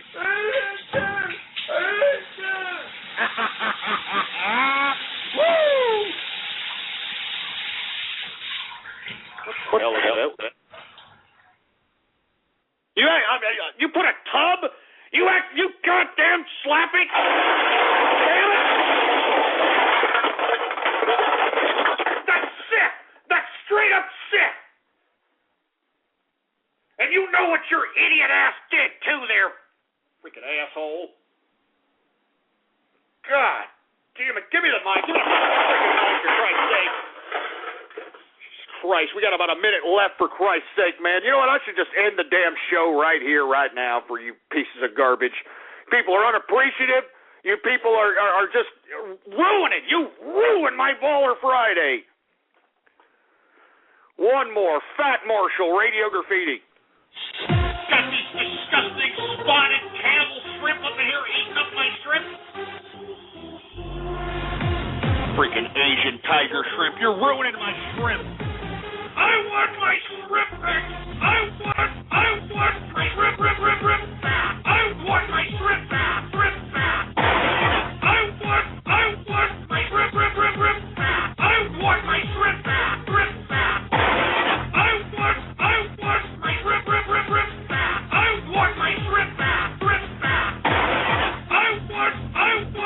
Damn it. Fat Marshall, you and your goddamn remixes, for Christ's sake, you fat hambo! Damn it! You fat hambo! You fat... Jesus Christ, will you idiots leave me alone with that shrimp crap? Jesus Christ, you idiots have ruined it. You've ruined my Baller Friday. I mean, Jesus Christ. You all ruined my Baller Friday, man. You goddamn son of a bitch. Oh, my God. Oh, for Christ's sake. Give me the mic. Give me the freaking mic. Freaking Fat Marshall, for Christ's sake. God damn it. I'm sick of this crap, man. Jesus Christ, man. It makes me sick, man. You know, I mean, I don't even know if I should continue. We are now off the air. This is all after the show right now, for Christ's sake. But I don't even know if I'm going to continue on for... I mean, you know, I didn't even want to do a Baller Friday today. That's why the damn show was late. That's why the damn show was late, because I didn't even want to do a damn Baller Friday, for Christ's sake. But no! I come out, I do a Baller Friday, and this is the kind of crap that I get from you ungrateful pieces of garbage. This is what I get from you ungrateful pieces of crap. Jesus Christ. You know what? I'm gonna bring a lot of people on the air. It's just going to be a cluster call. When I call on your area code, you are on the air, okay? When I call on your area code, once again, you're on the air, Milky Lickers. 781 area code, 951 area code, 786 area code, 347 area code. Hey, I'm not a brony. 587 area code, 585 area code. I'm not a brony. I'm a capitalist. Everybody prepare your anus hard and fast. 580. I'm not a brony. Hey, I have something serious to talk about. I have a serious issue to discuss. These co-terrorists need to talk. All right, that's enough, for Christ's sake. Shut up, 781. Get off the line. Jesus Christ. How about 404-347-832? I want every foreign person that I've ever met getting ethnically cleansed, for a lack of a better term. That's a splice. I never said that, you asshole. God damn it, you fucking splicing pieces of crap. I just don't want the rest of people. Ghost, do you like Dragon Ball Z? Shut up. Shut up. You all just shut up. Jesus Christ. You see what I got to put up with here, man? You see this crap? All right, I'll take a couple of more Radio Graffitis, and that's it, all right? That's it. 732 Radio Graffiti. Hey, Ghost, it's me, Mao. You know, I'm full of piss and fury, too. Johnny Walker, Fourth Harvest, oh, yeah. Jeez, you got the fourth harvest now? The fourth? The fourth? Sick prick. Jesus Christ. All right, how about Professor Genki, Radio Graffiti?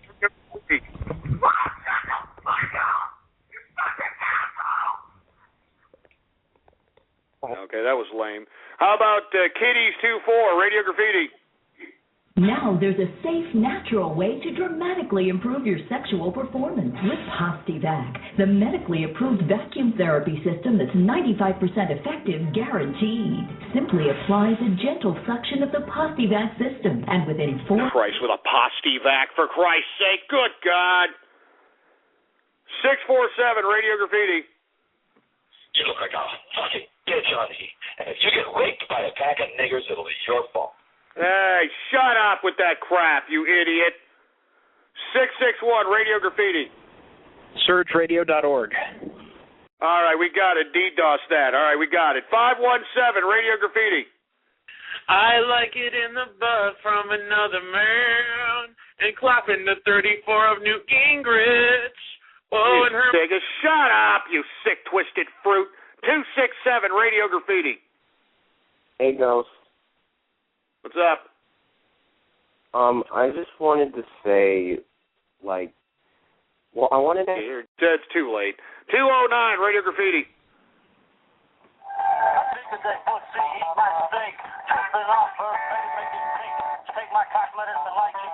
Jesus Christ, shut up, you stupid moron. God damn it. How about 479, Radio Graffiti? You stupid Helen Keller deaf mute. 613, Radio Graffiti. Another Helen Keller deaf mute, for Christ's sake. How about Jack Droog, Radio Graffiti? Evening, Ghost. Happy Baller Friday. I just want to give some shout-outs to my main men, John Egbert and Dave Strider. That's all I have to say. Good night, gentlemen. Hey, I appreciate it. There's Jack Droog, man. 614, Radio Graffiti. Ghost. Send your son and Karaskin to New York in order to get an early start in the adult industry. It'll be totally legit. Oh, Mom. Jesus Christ, with this goddamn tub guy. Jesus Christ, will you drown in your tub already, tub guy? God damn it. Jesus Christ, drown in your tub, for Christ's sake, or take a bath with a freaking... fucking hair dryer. Jesus Christ. Oh, I'm just getting sick of this crap. Just a couple of more and that's it. Give me the mic.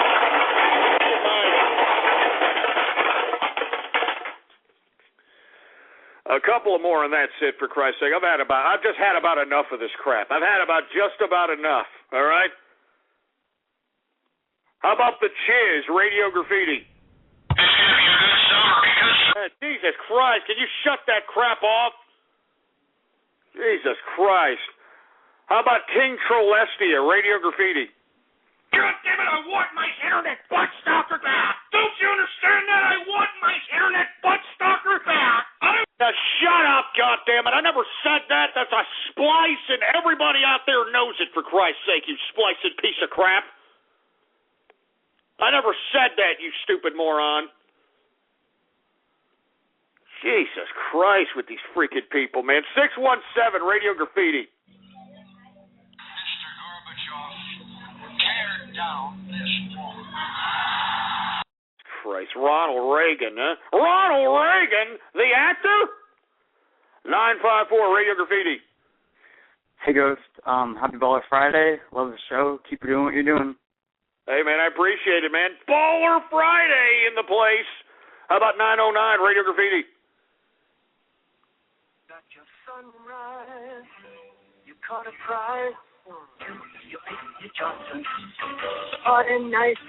Summer white. You, your friends, and your Johnson. Cooking the tail. Water trails. Change the chips in your Johnson.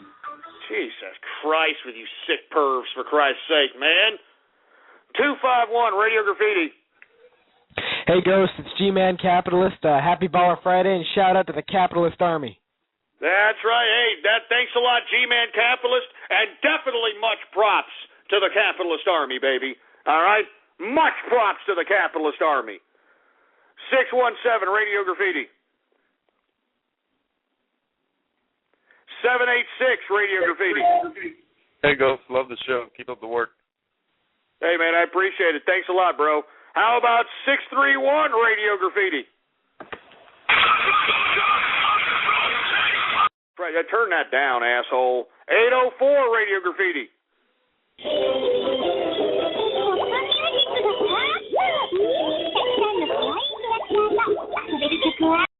Christ, shut up, you stupid moron. 484 Radio Graffiti. Hey, Ghost, these shows cost you money out of your own pocket, right? Yeah. Well, then every time you don't have a show, you're wasting money, which isn't capitalizing. You're not a real capitalist. Hey, asshole, I make money from this show. I don't know if you know that. I make $1,500 a month off this show. Did you know that? I was kind of aware that you had a store. Yeah, that's what I thought. Sit there and shut up, all right? Just sit there and shut it. 559 Radio Graffiti. I want to give a shout out to Jackson and Crispy and happy Baller Friday. All right, man. Baller Friday in the house. 253 Radio Graffiti. Get this through your head, you Jew motherfucker, you. You only exist out here because of me. You stupid Joe Pesci soundboard. Shove it up your ass already with that crap. 913 Radio Graffiti. Yeah, I just want to say happy Baller Friday for you, Mr. Sister. Yeah, okay. How about Weena One Actual Radio Graffiti? Here they come, huffing and puffing on down the line. It's lots and lots of Toy Trains. 2 of the greatest Toy Train DVDs we've ever offered. And now, through this special TV offer, you'll get 2 DVDs for the price of 1. You'll get to see Holiday Trains, Spooky Trains, Alphabet, Counting, and Garden Railway. With these freaking ads. Enough with these freaking ads already, for Christ's sake. PJC 2.0 Radio Graffiti. Got that letter. Ghost. Black Sun. Ghost. Black Sun. Now each day my heart is getting bigger. Don't even remember sleeping with that lady, but I did. Ghost. Black Sun, he's coming to stay. Ghost. Black Sun, he's making each day. Yeah, real funny. Real funny, jerk dick. Senor Carlito, Radio Graffiti. Yeah, we got a HDKM over here. How about Simplex 91, Radio Graffiti? And I hate to keep beating my son, my grandmother.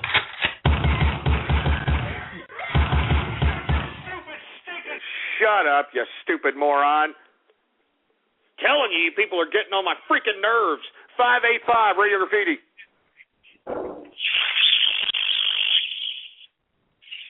Jesus Christ, what the hell is that? 410, Radio Graffiti.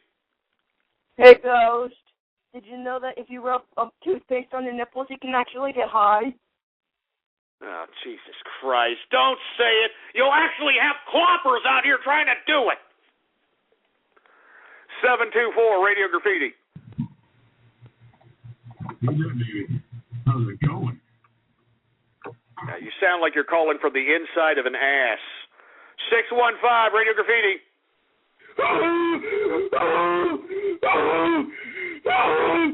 Yeah, hey, calm your ass down there, boy. Calm your ass down. 662, Radio Graffiti.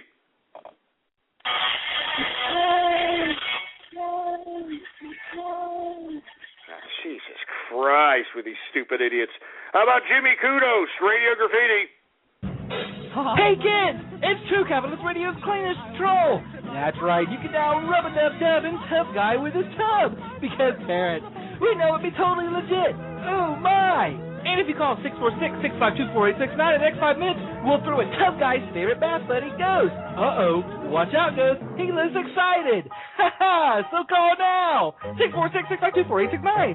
That's right, 646-652-4869. We take no responsibility for anything from the man criminals. Take no responsibility for any racism or alcoholism that may occur from using this product. Bitch, just shove it up your goddamn ass with those stupid.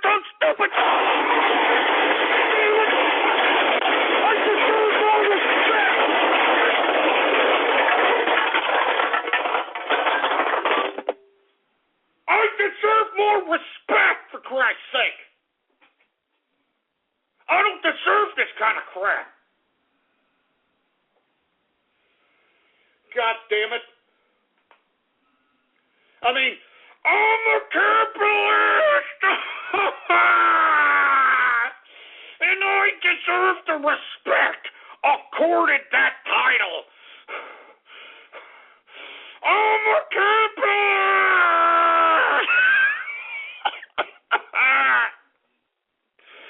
Oh, damn it. I'm done. I'm done with this crap. I'm sick. I didn't even want to come on here for a Baller Friday, but look, I give these people a freaking broadcast, I give these people a freaking show, and this is how they repay me on a freaking Baller Friday, man. You stupid pieces of crap. Give me the mic. Give me the mic.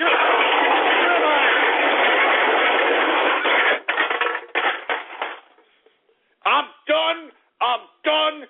Stick a fork in me. I'm done. You know, this is why I don't do that many broadcasts. All right? You listening in, huh? You listening to the broadcast here? This is why, right here. You're listening to it.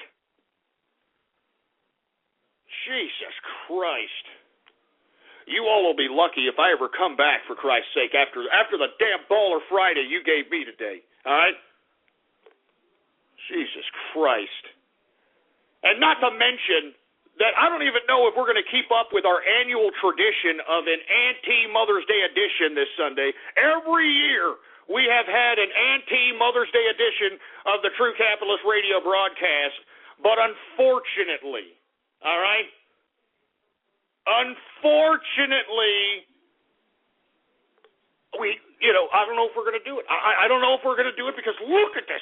You've heard the broadcast today. You heard this disgusting foul-mouthed crap. You heard this sick, demented troll, disgusting garbage. These cyber vermin. I'm done, for Christ. Get me out of here, for Christ's sake. You people have ruined my Baller Friday. You've ruined it. You've ruined it. So you all will be lucky if I do another broadcast. And if you want to hear another broadcast, you're like, hey, Ghost, I haven't had my fair share at True Capitalist Radio. I want to hear Ghost and True Capitalist Radio. Well, the only way you're going to hear it is in the archive at this point in time. I don't even know if I'm going to come back, for Christ's sake, all right? blogtalkradio.com/ghost is where the archive of every show that I have ever conducted. blogtalkradio.com/ghost. And if I decide to do an anti-Mother's Day edition this Sunday, you better follow me on Twitter to figure out if I'm going to conduct another broadcast. All right, and the Twitter name to follow is Ghost Politics. All one word, no underscores. Jesus Christ, I can't believe you people did this to me on a Baller Friday. I can't believe this crap. Anyway, get this freaking mic out of my face. Get this freaking mic out of my face. Get me out of here, engineer. Get me out. I'm going to 6th Street right now. I'm going to 6th Street right now. It's Miller time. Screw these trolls. Screw these cyber vermin. Get me out of here, engineer. Good God with these idiots. You've been listening to True Capitalist Radio. The thoughts, views, ideas, comments, and opinions of the host of this show are absolutely his. Catch more live episodes Monday through Friday from 3:30 to 6:30 Central. Or check out archive shows at blogtalkradio.com. True Capitalist Radio. That's it.